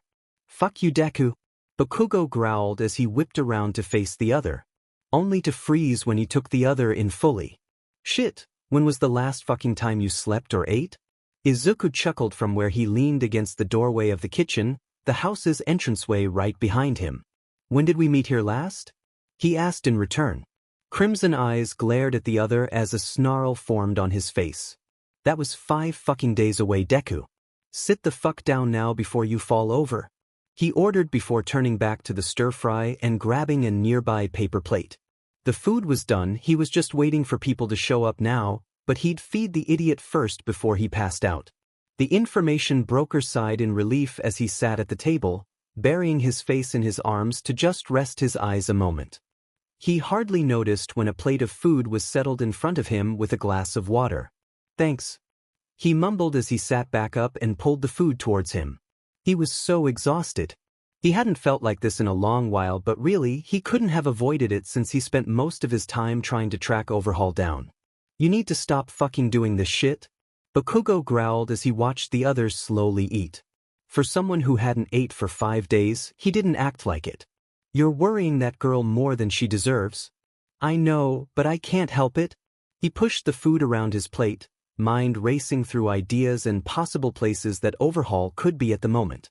"I have to find him before he finds Eri. I can't let him get to her." The growl he got at that didn't surprise him, but the hand that slammed right next to his plate of food did, sending him flying backwards and away from the volatile blonde. Old habits die hard, and Izuku knew this lesson particularly well. And thanks to their past together, Izuku knew he would always react badly to Kaken and his temper. There was no changing that. Katsuki Bakugo knew this as well and so paid little attention to the other's reaction to his action. "How much help do you think you'll be if you've ran your fucking ass into the goddamn ground?" The two kept eye contact the entire time as Bakugo stood up straight. "Do you think you'll be able to protect that little girl if you fall over from exhaustion?" Izuku looked down as he leaned against the wall he had put at his back. He knew that the other was right, he knew he was. That didn't mean that he was going to be able to stop until he knew Overhaul was no longer a danger to Eri. He couldn't allow that man to do whatever he wanted again after what he had done to the little girl. Bakugo growled as he went to say something but stopped when his doorbell rang. "This isn't over," he stated to the exhausted man before leaving to answer the door. Izuku didn't even need to look to know that the start of the team to stop Overhaul once and for all had arrived. "Mouse. Looks like we're all almost here," Fat Gum said with a grin as he ate the chicken stir-fry. "This is really good, by the way, Ground Zero." Bakugo grunted as he looked over his bulletin board, taking in all the information that had been brought forth so far. "You said you had some sort of a spy somewhere. Who the fuck is it?" Don't worry, bro." Kirishima spoke up from his own plate of food. "The dude that we've called on is really trustworthy. Dude would do anything if asked. As long as you fight him." Amajiki spoke up from where he sat next to his boss. "Either you or Fat Gum at least. I refuse to get in the middle of that." He pulled the hood of his cloak over his face to hide from the others. "True, but his information has always been accurate," Fat Gum assured the others. "He's currently looking for Overhaul and will let us know when he catches up with him. Until then, we need to come up with a guard duty schedule to protect the girl." Ryukyu spoke from where she sat on top of the table. Achiko, Tsuyu, and Yaoyorozu sat around the table looking over the board as well. Each girl had greeted the boys enthusiastically, as it had been a while since any Class 1A students had met up. "3 of us in a group, switching it up every 6 hours. That sounds good to me." Mirko spoke up with a shit-eating grin. "Fuck yeah. Give me Explode Y here and the Gravity Chick and we'll kick ass no matter who comes our way. Figure out groups as soon as the last of them shows up," Aizawa said as he stared at the hyperactive hero, wondering how in the hell he had got dragged into this. He made sure that his sleeping bag was tight around him before glaring at his students. "Until then, there was something I wanted to talk to you brats about." "What is it, sensei?" Kirishima questioned in confusion as his brows furrowed. The girls all looked at each other warily while Bakugo turned fully away from the group, making sure that he wouldn't be seeing his teacher's eyes light up like a fucking Christmas tree. "We're going up against a powerful opponent," he stated, pausing a moment, and then sighed as he pulled himself from his comfy sleeping bag and stood up. He shoved his hands in his pockets as he looked at them. "I know you've been pro heroes for a good year now, with experience under your belts. Not to mention that this guy is someone you've been up against before." He looked at them all with serious eyes. "Well, we've been up against his henchmen, yes." Yaoyorozu spoke as she held a finger to her chin. "We also saw what happened between him and Mirio-senpai. But we've never actually been up against him." Achiko shrugged at this admittance. "We were told to stay out of the way and act as backup if it came down to it. Especially us 3, as our quirks weren't especially useful at that time. Which was why we were surprised to be brought back onto a similar case, Karo," Tsuyu stated next, bug eyes watching her teacher. The only ones who really did anything was Kirishima, Mirio, and Amajiki. I know this, Aizawa assured them. But that doesn't mean you aren't to be careful. This man is dangerous on the level of Shigaraki, if not worse. Do not face anything alone while on this case. Do not lose sight of your teammates. Keep in constant contact. Am I understood? Hi, sensei. They chorused, except Bakugo, who just nodded his head. Good. Now where are those others? He turned to the owner of the house. Fuck if I know. Shitty Deku said he'd wait for them in the kitchen. If he hasn't brought those shit-ass fuckers yet, then they haven't shown up. Crude as ever. Fat Gum sighed before looking up just as the sound of the doorbell rang. It rang 2 more times before the sound of the door opened. Muffled voices spoke and then the door closed. Footsteps. Just a single person walking down the stairs that had every raised their eyebrows. It should have been more than one, and this bode unwell in all of them. Until a familiar blonde-haired individual walked through the door with a smile on his face. Hey there everyone, he said as he waved at them. Togata, Amajiki called out with a smile on his face. What took you so long? The blonde chuckled nervously as he rubbed at the back of his head. I was trying to get Nijire to come, but she was took busy at her own agency. Apparently the influx of villains in her area has increased, so they're all busy. Ah, well that's unfortunate, Fat Gum said before his eyes narrowed, along with any veteran hero's own. But that doesn't explain why that informant isn't down here now. Especially since we were only waiting on you and Nijire. Aizawa's own brows were furrowed and he turned to the resident expert on the green-haired man. Bakugo, where did Midoriya go? Bakugo didn't reply though as he kept his crimson eyes narrowed and on the newly arrived hero. You need to get over yourself, he growled out after several tense moments. Mirio's smile disappeared on his face and was replaced with a frown. His shoulders tensed and his fists clenched as they fell to his sides. You need to mind your own business? Not when it could put a child in danger. I'm here to protect her. By sending her guardian away? Yeah, sounds like great protection. He's the reason she's in this position. He's the reason she has a family and control over her quirk. Mirio's eyes narrowed just as Bakugo stepped up so he could face the other head-on, back straight and arms kept over his chest. You have no idea what he's done. The crimson-eyed man just raised a brow before scoffing. I know what he's done and I know that shitty nerd blames himself every day of the week for it. You are the one in the wrong and now it's not just that little girl in danger. Wait, what's going on here? Kirishima questioned as he looked at his best friend, trying to figure out what was happening. He wasn't the only one as all the heroes in the room were staring at the two as if they were dangerous animals about to tear each other apart. What are you two talking about? Neither spoke though, just continuing to glare at the other. It was Aizawa that finally stepped up and glared at Lemillion. This has to do with the death of Sir Night Eye, doesn't it? Mirio's eyes swung to the man, misted over as his cheeks turned red. He didn't say a word and instead bowed his head. Whether in shame or sorrow, no one knew for sure. Aizawa shook his head and instead turned towards Bakugo. You said it wasn't just Eri in danger now, who else? Deku. Bakugo turned and looked his old sensei in the eyes. Deku used to work for that fucker, that's how he got the kid? He explained. Aizawa blinked, along with a handful of others in the room. You're saying that your friend is a villain? Whoa, Midoriya used to be a villain? Achiko said with wide eyes as the other girls all stared in horror at this new information. Ryukyu and Mirko both stared at their fellow blondes in surprise, but Fat Gum and Amajiki stayed silent and watched the scene. Kirishima slowly backed away to get out of the notice of others. Bakugo kept his eyes steady on his teacher. He didn't bother to try and sway them from Deku's failings because he knew the other had once been a villain. He was. But that's not the point right now. The point is that he's in just as much danger as Eri. He sent a glare at Mirio once more. As you fucking well know, asshat, that bastard is going to go after the one least protected, which would be Midoriya since he just walked right out of this house. Aizawa groaned as he rubbed at his face. Fucking problem child. Else. Izuku groaned as he sat down in the cafe's chair. It was moderately comfortable thanks to the fact that it was well known but worn from being sat in often. It didn't really matter though, as he was only here to grab a coffee and then head off to meet with some of his informants. Hopefully they would have something on Overhaul or chronostasis at this point.